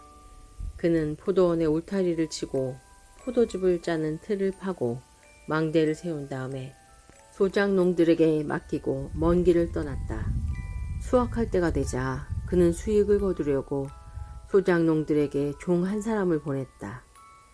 소작농들은 그를 잡아서 마구 때려 빈손으로 돌려보냈다. 주인이 다른 종을 보내자 그들은 그를 골탕 먹이고 모욕을 주었다. 주인이 또 다른 종을 보내자 그들은 그를 죽여버렸다. 주인은 계속해서 많은 종들을 보냈으나 소장농들은 그들을 때리기도 하고 죽이기도 했다. 결국은 한 사람밖에 남지 않았다. 사랑하는 아들이었다. 포도원 주인은 최후방책으로 아들을 보내며 저들이 내 아들만큼은 존중하겠지 하고 생각했다. 그러나 소장농들은 오히려 이것을 기회로 삼았다. 그들은 욕심이 가득하여 두 손을 비비며 말했다. 이 자는 상속자다. 그를 죽이고 우리가 재산을 다 차지하자. 그들은 그 아들을 잡아 죽여서 울타리 밖으로 내던졌다. 너희 생각에는 포도원 주인이 어떻게 할 것 같으냐? 맞다. 그가 와서 그들을 다 없애버릴 것이다. 그리고 포도원 관리는 다른 사람들에게 맡길 것이다. 너희가 성경을 직접 읽어보아라. 석공들이 내다버린 돌이 이제는 모퉁이 돌이 되었다. 이것은 하나님께서 행하신 일, 눈을 씻고 보아도 신기할 따름이다. 대제사장과 종교학자와 지도자들은 당장 예수를 잡고 싶었으나 여론이 두려워 참았다. 그들은 그 이야기가 자기들을 두고 한 것임을 알았다. 그들은 서둘러 그 자리를 떠났다. 그들은 예수를 그들의 올무에 걸리게 하려고 바리새인과 헤롯의 당원 몇을 그분께 보냈다. 뭔가 책 잡힐 만한 발언을 하게 해서 그분을 잡을 심산이었다. 그들이 다가와서 말했다. 선생님, 우리가 알기로 당신은 진실하고 여론에 개의치 않으며 배우는 사람들의 비위를 맞추지 않고 하나님의 도를 정확히 가르칩니다. 그러니 우리에게 말해 주십시오. 황제에게 세금을 내는 것이 법에 맞습니까? 맞지 않습니까? 예수께서 그 질문이 계략임을 아시고 말씀하셨다. 왜 나를 속이려고 드느냐? 동전을 가져다가 내게 보여라. 그들은 예수께 동전을 건넸다. 여기 새겨진 얼굴이 누구 얼굴이냐? 그리고 이 위에 있는 것이 누구 이름이냐? 그들이 말했다. 황제입니다. 예수께서 말씀하셨다. 황제의 것은 황제에게 주고 하나님의 것은 하나님께 드려라. 그들은 말문이 막혀 입이 떡 벌어졌다. 부활의 가능성을 일절 부인하는 사두개파 사람 몇이 예수께 다가와서 물었다. 선생님, 모세는 기록하기를 남자가 자식 없이 아내를 두고 죽으면 그 동생이 형수와 결혼해서 자식을 낳아줄 의무가 있다고 했습니다. 한 번은 7 형제가 있었습니다. 마지가 결혼했는데 자식이 없이 죽었습니다. 둘째가 형수와 결혼했으나 역시 자식 없이 죽었습니다. 셋째도 그러했습니다. 7 형제가 다 차례대로 그렇게 했으나 자식이 없었습니다. 마지막에는 여자도 죽었습니다. 7 형제가 모두 그 여자의 남편이었습니다. 그들이 부활할 때 다시 살아나면 그 여자는 누구의 아내가 됩니까?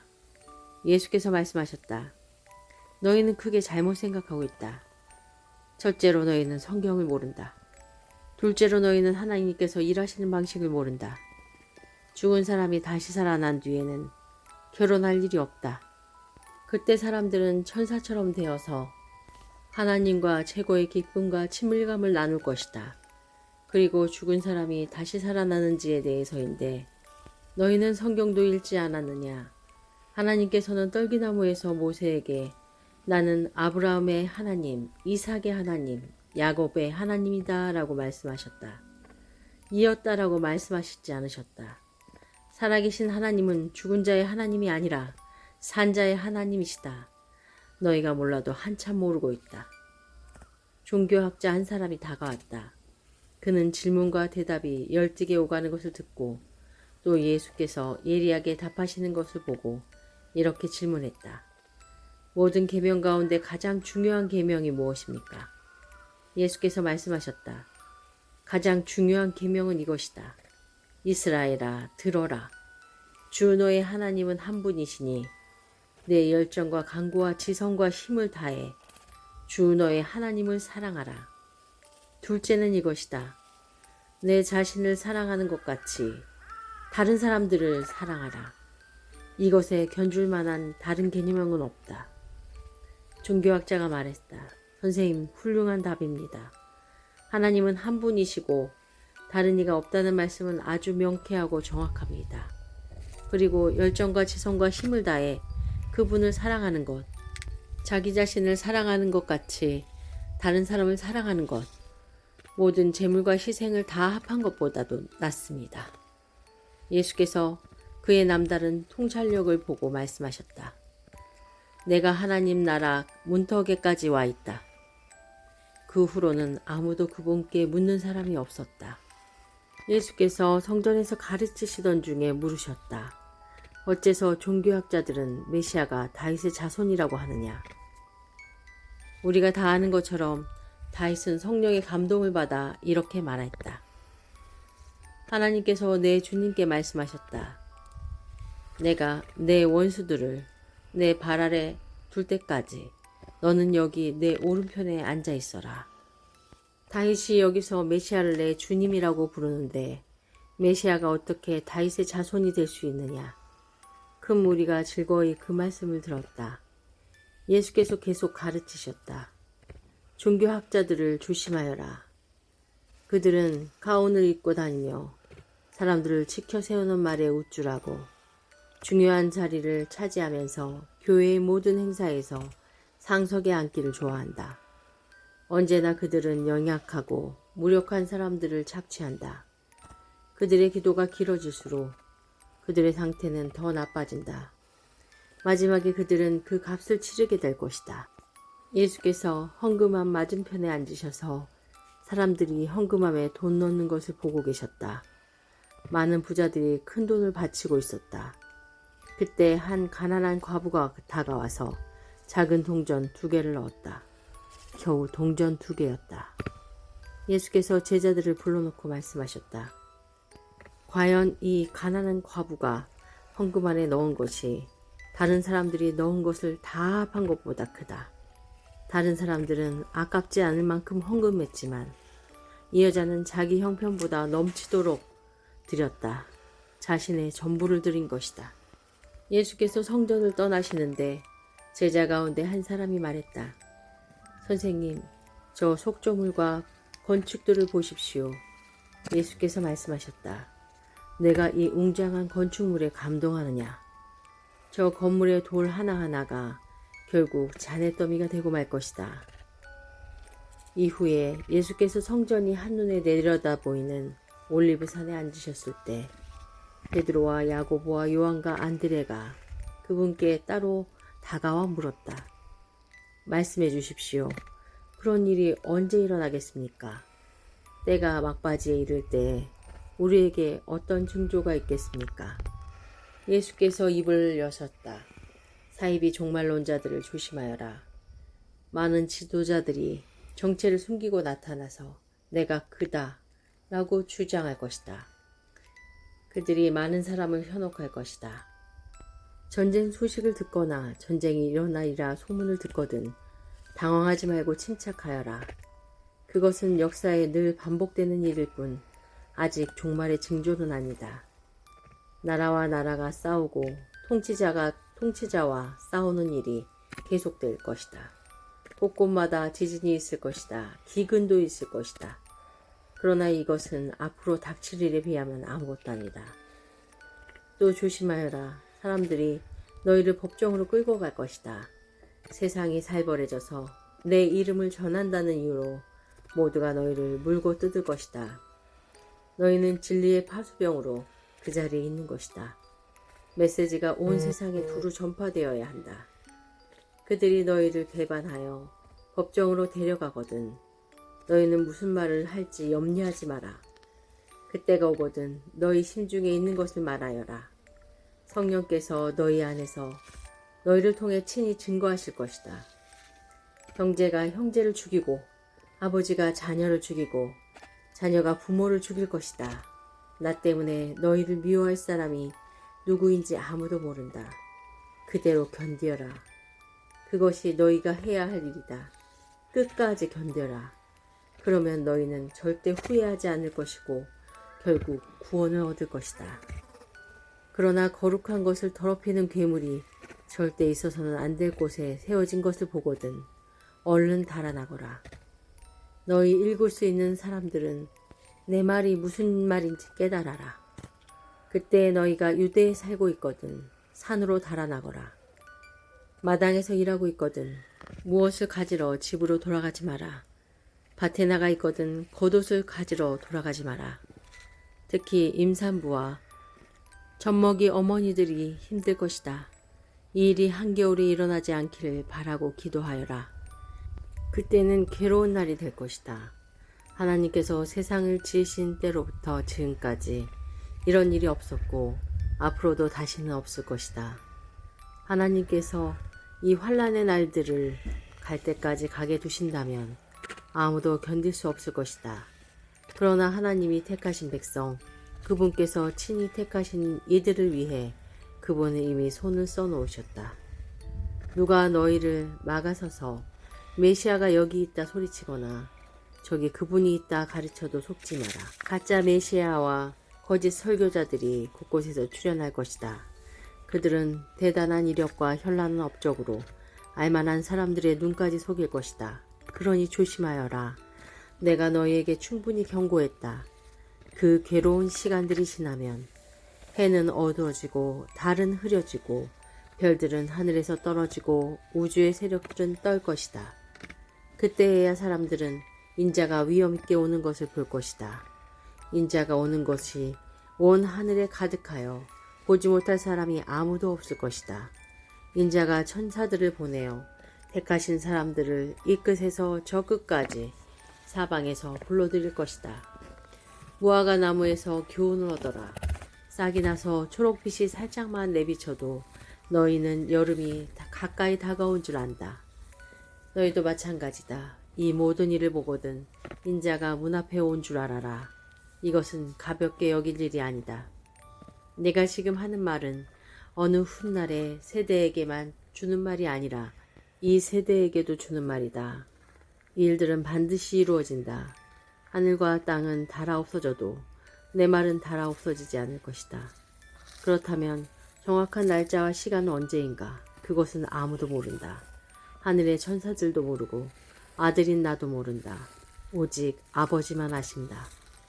너희는 시간표를 모르니 각별히 조심하여라. 이것은 마치 어떤 사람이 집을 떠나 다른 지방으로 가면서 종들에게 권한을 주어 각각 임무를 맡기고 문지기에게 보초를 서라고 명하는 것과 같다. 그러니 깨어서 너희 자리를 지켜라. 집주인이 언제 돌아올지 저녁일지 한밤중일지 새벽일지 아침일지 너희는 모른다. 그가 예고 없이 나타날 때에 너희가 근무 중에 잠자는 일이 없게 하여라. 내가 너희에게 말하고 또 모든 사람에게 말한다. 너희 자리를 지켜라. 깨어 있어라. 여드레 동안에 유월절과 무교절이 시작되기 이틀 전이었다. 대제사장과 종교학자들은 예수를 몰래 잡아 죽일 방도를 찾고 있었다. 그들은 괜히 군중의 소요가 일어나는 것은 싫다고 말하면서 유월절 기간에는 그 일을 하지 않기로 뜻을 모았다. 예수께서 나병 환자 시몬의 손님으로 배단 위에 계셨다. 예수께서 저녁을 들고 있는데 어떤 여자가 아주 값비싼 향유 한 병을 가지고 다가왔다. 여자는 병을 따라 향유를 그분의 머리에 부었다. 몇몇 손님들이 발끈해서 자기들끼리 말했다. 저렇게 한심한 일을 하다니 완전히 낭비다. 이 향유를 1년치 임금보다 더 많이 받고 팔아서 가난한 사람들에게 줄 수도 있었을 텐데 그들은 화가 치밀어서 당장이라도 여자에게 분통을 터뜨릴 태세였다. 그러나 예수께서 말씀하셨다. 가만두어라. 너희는 어째서 이 여자를 괴롭게 하느냐. 이 여자는 지금 나한테 말할 수 없이 소중한 일을 한 것이다. 가난한 사람들은 평생 동안 너희와 함께 있을 것이다. 너희는 언제라도 마음 내키면 그들에게 뭔가 해줄 수 있다. 그러나 내게는 그렇지 않다. 이 여자는 기회 있을 때에 자기가 할 수 있는 일을 한 것이다. 내 몸에 미리 기름을 부어 내 장례를 준비한 것이다. 내가 분명히 말한다. 온 세상에 메시지가 전파되는 곳마다 지금 이 여자가 한 일도 알려져 칭송받을 것이다. 12 제자 가운데 하나인 가롯 유다가 예수를 배반할 작정으로 대제사장 무리에게 갔다. 그들은 자신들의 귀를 의심했고 그에게 두둑한 보상을 약속했다. 그때부터 유다는 예수를 넘겨줄 적당한 기회를 노렸다. 무교절 첫날, 곧 유월절 희생을 준비하는 날에 제자들이 예수에게 물었다. 우리가 어디로 가서 주님이 드실 유월절 식사를 준비하면 좋겠습니까? 예수께서 제자 두 사람에게 지시하셨다. 시내로 들어가거라. 그러면 물 한 동이를 지고 가는 사람을 만날 것이다. 그를 따라가거라. 그가 어느 집으로 들어가든지 그 집 주인에게 선생님께서 제자들과 함께 유월절 식사를 할 방이 어디 있느냐고 물어보십니다. 하고 말하여라. 그가 너희에게 이미 청소를 마친 넓은 다락방을 보여줄 것이다. 거기서 우리를 위해 식사를 준비하여라. 제자들이 떠나 시내에 가보니 모든 것이 예수께서 말씀하신 그대로였다. 그들은 유월절 식사를 준비했다. 해가 진 후에 예수께서 12 제자를 데리고 오셨다. 그들이 식탁에 앉아 저녁을 먹고 있는데 예수께서 말씀하셨다. 괴롭지만 너희에게 중요한 말을 해야겠다. 지금 나와 함께 먹고 있는 너희 가운데 한 사람이 음모를 꾸미는 세력에게 나를 넘겨줄 것이다. 그들이 소스라치게 놀라서 한 사람씩 돌아가며 묻기 시작했다. 저는 아니겠지요. 예수님께서 말씀하셨다. 12명 가운데 한 사람, 곧 나와 같은 그릇에서 함께 먹는 사람이 그다. 인자가 배반당하는 것이 성경에 기록되어 있으니 이것이 전혀 뜻밖의 일은 아니다. 그러나 인자를 배반하여 넘겨줄 그 사람은 이 일을 하느니 차라리 태어나지 않았으면 좋았을 것이다. 식사 중에 예수께서 빵을 들어 축복하시고 떼어서 그들에게 주시며 말씀하셨다. 받아라, 이것은 내 몸이다. 또 잔을 들어 하나님께 감사하신 후에 그들에게 주셨고 그들은 다 그 잔을 돌려 마셨다. 예수께서 말씀하셨다. 이것은 내 피다. 많은 사람들을 위해 붓는 하나님의 새 언약이다. 하나님 나라에서 마실 새날까지 내가 마시는 포도주를 마시지 않을 것이다. 그들은 찬송을 부르고 곧장 올리브 산으로 갔다. 예수께서 제자들에게 말씀하셨다. 너희 모두 세상이 무너지는 듯한 심정이 들 텐데 그것은 나 때문이라고 생각할 것이다. 성경은 이렇게 말한다. 내가 목자를 치리니 양들이 허둥지둥 될 것이다. 그러나 내가 다시 살아난 뒤에는 너희보다 앞장서 갈릴리로 갈 것이다. 베드로가 불쑥 말했다. 모든 것이 무너지고 모두가 주님을 부끄러워하더라도 저는 그러지 않겠습니다. 예수께서 말씀하셨다. 너무 자신하지 마라. 오늘 바로 이 밤 수탉이 2번 울기 전에 내가 나를 3번 부인할 것이다. 베드로가 거세게 반발했다. 주님과 함께 죽는 한이 있더라도 절대로 주님을 부인하지 않겠습니다. 다른 제자들도 똑같이 말했다. 그들이 겟세마네라는 곳에 이르렀다. 예수께서 제자들에게 말씀하셨다. 내가 기도하는 동안에 너희는 여기 앉아 있어라. 예수께서 베드로와 야고보와 요한을 데리고 가셨다. 예수께서 두려움과 깊은 근심에 빠지셨다. 예수께서 그들에게 말씀하셨다. 지금 나는 괴로워 죽을 것 같다. 여기서 나와 함께 깨어 있어라. 예수께서 조금 더 나아가 땅에 엎드리셔서 피할 길을 위해 기도하셨다. 아빠 아버지, 아버지께서는 나를 여기서 벗어나게 하실 수도 있습니다. 이 잔을 내게서 거두어 주십시오. 그러나 내가 원하는 대로 하지 마시고 아버지께서 원하는 대로 행하십시오. 아버지께서 원하시는 것은 무엇입니까? 예수께서 돌아와 보니 제자들이 곤히 잠들어 있었다. 예수께서 베드로에게 말씀하셨다. 시몬아, 내가 자다니 어찌 내게 이럴 수 있느냐? 단 1시간도 나와 함께 견딜 수 없더냐? 깨어 있어라. 자신도 모르게 위험지대에 들어서는 일이 없도록 기도하여라. 세상을 몰라서는 안 된다. 너는 하나님 안에서 무엇이든 열심히 할 각오가 되어 있다만 한편으로는 난로가에 잠든 늙은 개처럼 나른하구나. 예수께서 다시 가서 똑같은 기도를 드리셨다. 예수께서 돌아와 보니 이번에도 제자들이 곤히 잠들어 있었다. 도저히 눈이 떠지지 않았던 것이다. 그들은 무슨 말로 변명해야 할지 몰랐다.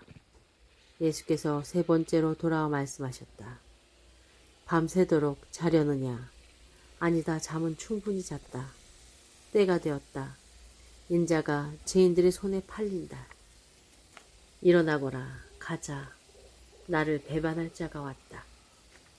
예수의 입에서 그 말이 떨어지자마자 12제자 가운데 하나인 유다가 나타났다. 그 곁에는 대제사장과 종교학자와 지도자들이 보낸 폭력배가 칼과 몽둥이를 들고 함께 있었다. 배반자는 그들과 암호를 짜두었다.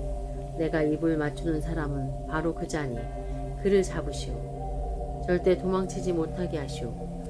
그는 곧장 예수에게 가서 라삐님 하고 그분께 입을 맞추었다. 그러자 무리가 그분을 붙잡아 거칠게 다루었다. 거기 서 있던 사람들 가운데 하나가 칼을 뽑아 휘둘러 대제사장의 종의 귀를 잘라버렸다. 예수께서 그들에게 말씀하셨다. 내가 위험한 범죄자라도 되는 것처럼 칼과 몽둥이로 나를 잡으러 오다니 이게 무슨 짓이냐. 내가 날마다 성전에 앉아서 가르쳤지만 너희는 내게 손 하나 대지 않았다. 사실 너희가 한 일은 예언자의 글을 확증하는 것이다. 제자들은 모두 황급히 달아났다. 한 청년이 예수를 따라가고 있었다. 그는 혼입을 하나만 몸에 걸치고 있었다. 사람들이 그를 붙잡았으나 그는 혼입을 버려둔 채 벌거벗은 몸으로 급히 달아났다. 그들이 예수를 대제사장에게 끌고 갔다. 거기에 대제사장과 종교 지도자와 학자들이 함께 모여 있었다. 그들이 대제사장의 안뜰에 이를 때까지 베드로는 안전한 거리를 두고 뒤따라갔다. 거기서 그는 하인들 틈에 섞여서 불을 쬐었다. 대제사장들은 유대 의회와 공모에 예수께 사형을 선고할 만한 불리한 증거를 찾았지만 하나도 찾지 못했다. 많은 사람들이 자청하여 거짓 죄목을 댔으나 서로 맞지 않아 무효가 되고 말았다. 그 가운데 몇몇 사람들이 일어나 이런 거짓말을 했다. 우리가 이자의 말을 들었는데 힘들게 지은 성전이 헐고 손 하나 대지 않은 성전은 사흘 만에 짓겠다고 했습니다. 그러나 그들조차도 증언이 서로 일치하지 않았다. 이때 대제사장이 일어나 예수께 물었다. 이 증언에 대해 너는 뭐라고 말하겠느냐? 예수께서 침묵하셨다. 아무 말씀도 하지 않으셨다. 대제사장이 다시 나서서 이렇게 물었다. 내가 찬양받으실 분의 아들 메시아냐? 예수께서 말씀하셨다. 그렇다. 내가 그다. 너희 눈으로 직접 보게 될 것이다. 전능하신 분의 오른편에 앉은 인자가 하늘 구름을 타고 올 것이다. 대제사장이 흥분해서 자기 옷을 찢으며 소리쳤다. 여러분은 이 말을 들었소. 이러고도 우리에게 무슨 증인이 더 필요하겠소. 그가 하나님을 모독하는 것을 여러분이 들었소. 여러분은 이 신성 모독을 그냥 두고 볼 셈이요. 그들은 일제히 예수를 정죄했다. 사형 선고가 내려졌다. 그들 가운데 몇 사람이 예수께 침을 뱉었다. 그들은 예수의 눈을 가린 채 그분을 치면서 말했다. 너를 친 사람이 누구냐? 알아맞혀봐라. 경비병들은 그분을 주먹과 손바닥으로 때리면서 끌고 갔다. 이 모든 일이 벌어지는 동안 베드로는 안뜰 아래쪽에 있었다. 대제사장의 여종 하나가 들어와서 불을 쬐고 있는 베드로를 유심히 뜯어보며 말했다. 당신도 나사렛 예수와 함께 있지 않았나요? 베드로가 부인했다. 당신이 무슨 말을 하는지 모르겠소. 그는 문간으로 나갔다. 그때 수탉이 울었다. 여종이 그를 알아보고서 옆에 둘러선 사람들에게 말하기 시작했다. 이 사람도 그들과 한패예요. 베드로는 다시 부인했다. 잠시 후 곁에 있던 사람들이 다시 그 말을 꺼냈다. 당신도 그들 가운데 하나가 틀림없어. 갈릴리 사람이라는 표시가 당신 온몸에 새겨져 있어. 베드로는 너무나 두려워서 저주하며 말했다. 나는 당신들이 말하는 그 사람을 본 적도 없소. 바로 그때 두 번째 수탉이 울었다. 베드로는 수탉이 두 번 울기 전에 내가 나를 3번 부인할 것이다 라고 하신 예수의 말씀이 생각났다. 그는 그대로 주저앉아 울었다. 동틀 무렵 대제사장들이 종교 지도자와 학자들과 더불어 유대의회 전체와 모임을 가졌다.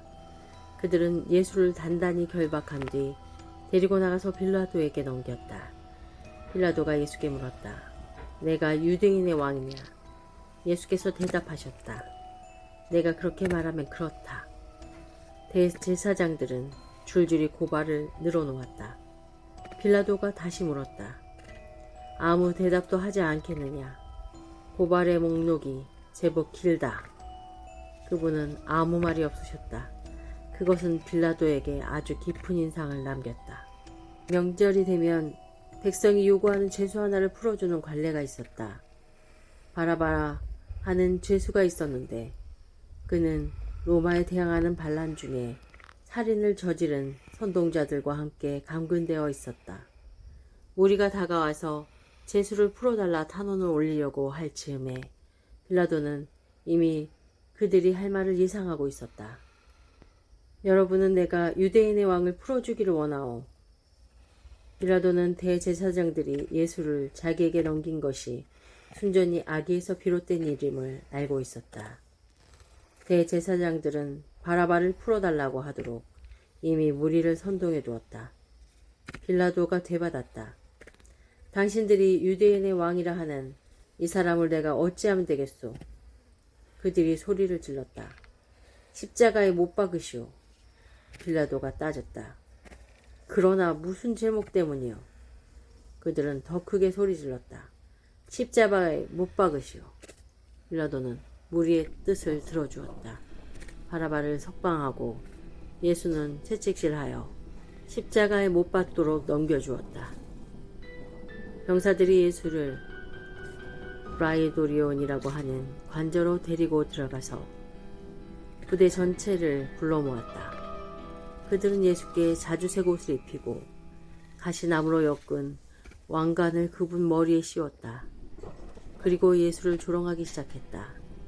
유대인의 왕 만세. 그들은 몽둥이로 그분의 머리를 때리고 침을 뱉고 무릎을 꿇고서 그분께 경배하는 신용을 했다. 실컷 즐기고 난 그들은 예수의 자주색 망토를 벗기고 다시 그분의 옷을 입혔다.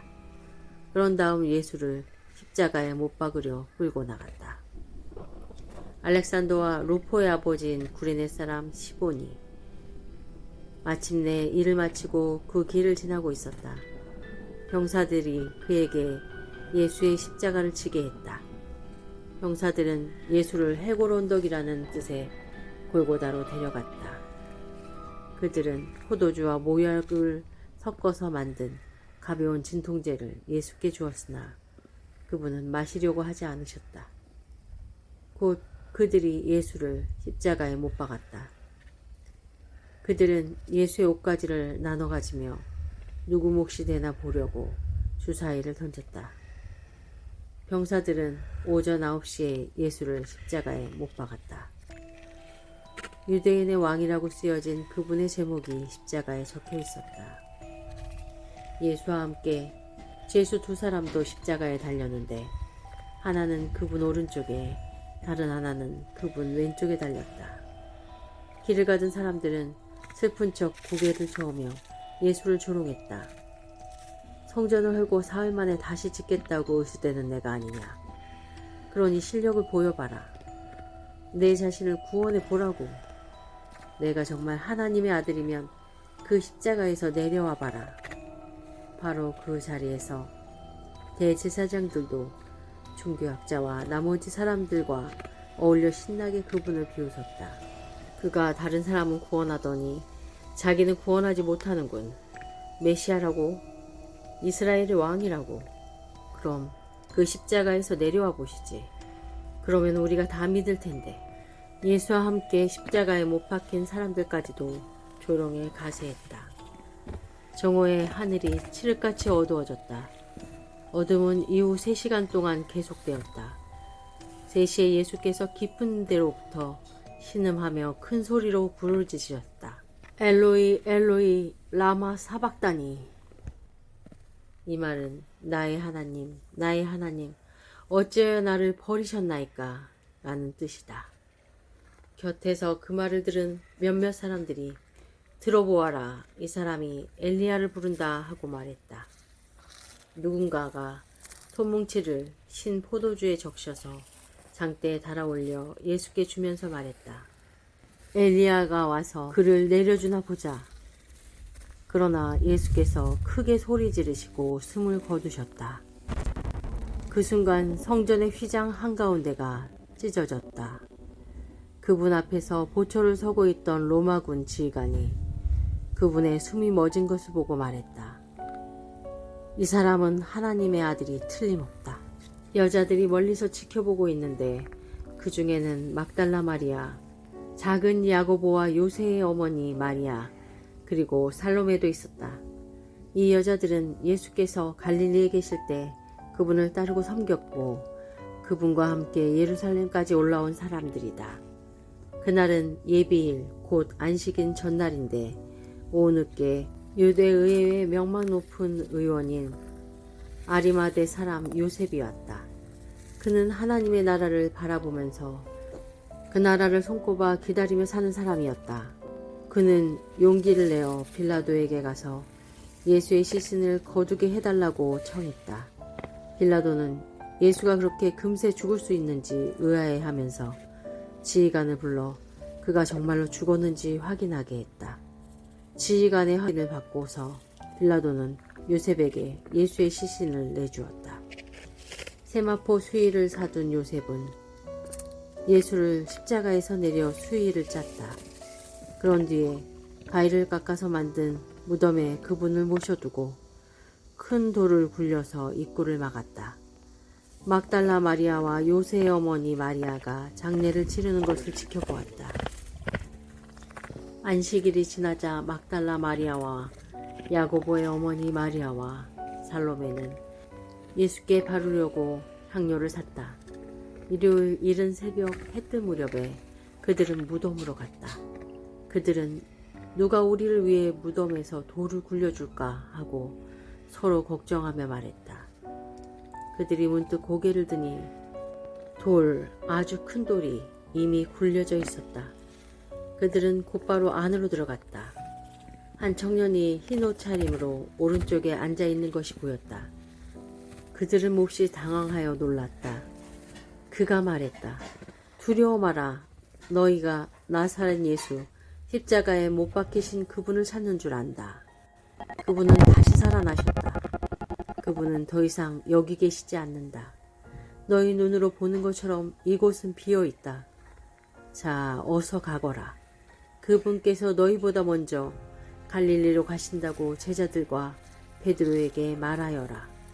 그분이 전에 말씀하신 대로 너희는 거기서 그분을 뵐 것이다. 그들은 얼른 밖으로 나왔다. 현기증이 날 정도로 정신이 없었고 너무 놀라서 아무한테도 말하지 못했다.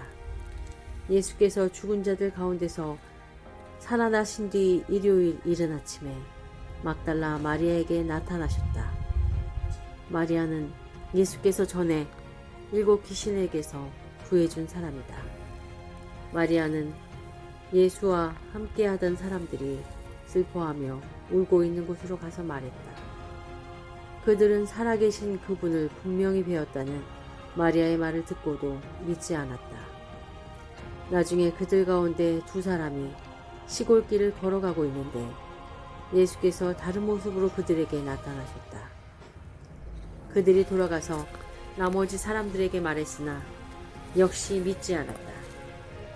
그 후에 11 제자가 저녁을 먹고 있는데 예수께서 나타나셔서 그분이 살아나신 것을 본 사람들의 말을 믿지 않은 제자들의 불신앙을 아주 엄하게 꾸짖으셨다. 그리고 말씀하셨다. 세상 속으로 들어가거라. 어디든지 가서 하나님의 복된 소식인 메시지를 모두에게 알려라. 누구든지 믿고 세례받으면 구원을 받고 누구든지 믿지 않으면 정죄를 받을 것이다. 믿는 사람들에게 따를 표적 몇 가지는 이렇다. 그들은 내 이름으로 귀신을 쫓아내고 새로운 방언으로 말하고 손으로 뱀을 짚고 독을 마셔도 상하지 않으며 형제에게 손을 얹어 낫게 할 것이다. 간략하게 말씀하신 뒤에 주 예수께서 하늘로 들려 올라가셔서 하나님 옆 영광의 자리에 앉으셨다. 제자들은 어디든지 가서 메시지를 전했다. 주님이 친히 그들과 함께 일하시며 명백한 증거로 메시지를 확증해 주셨다.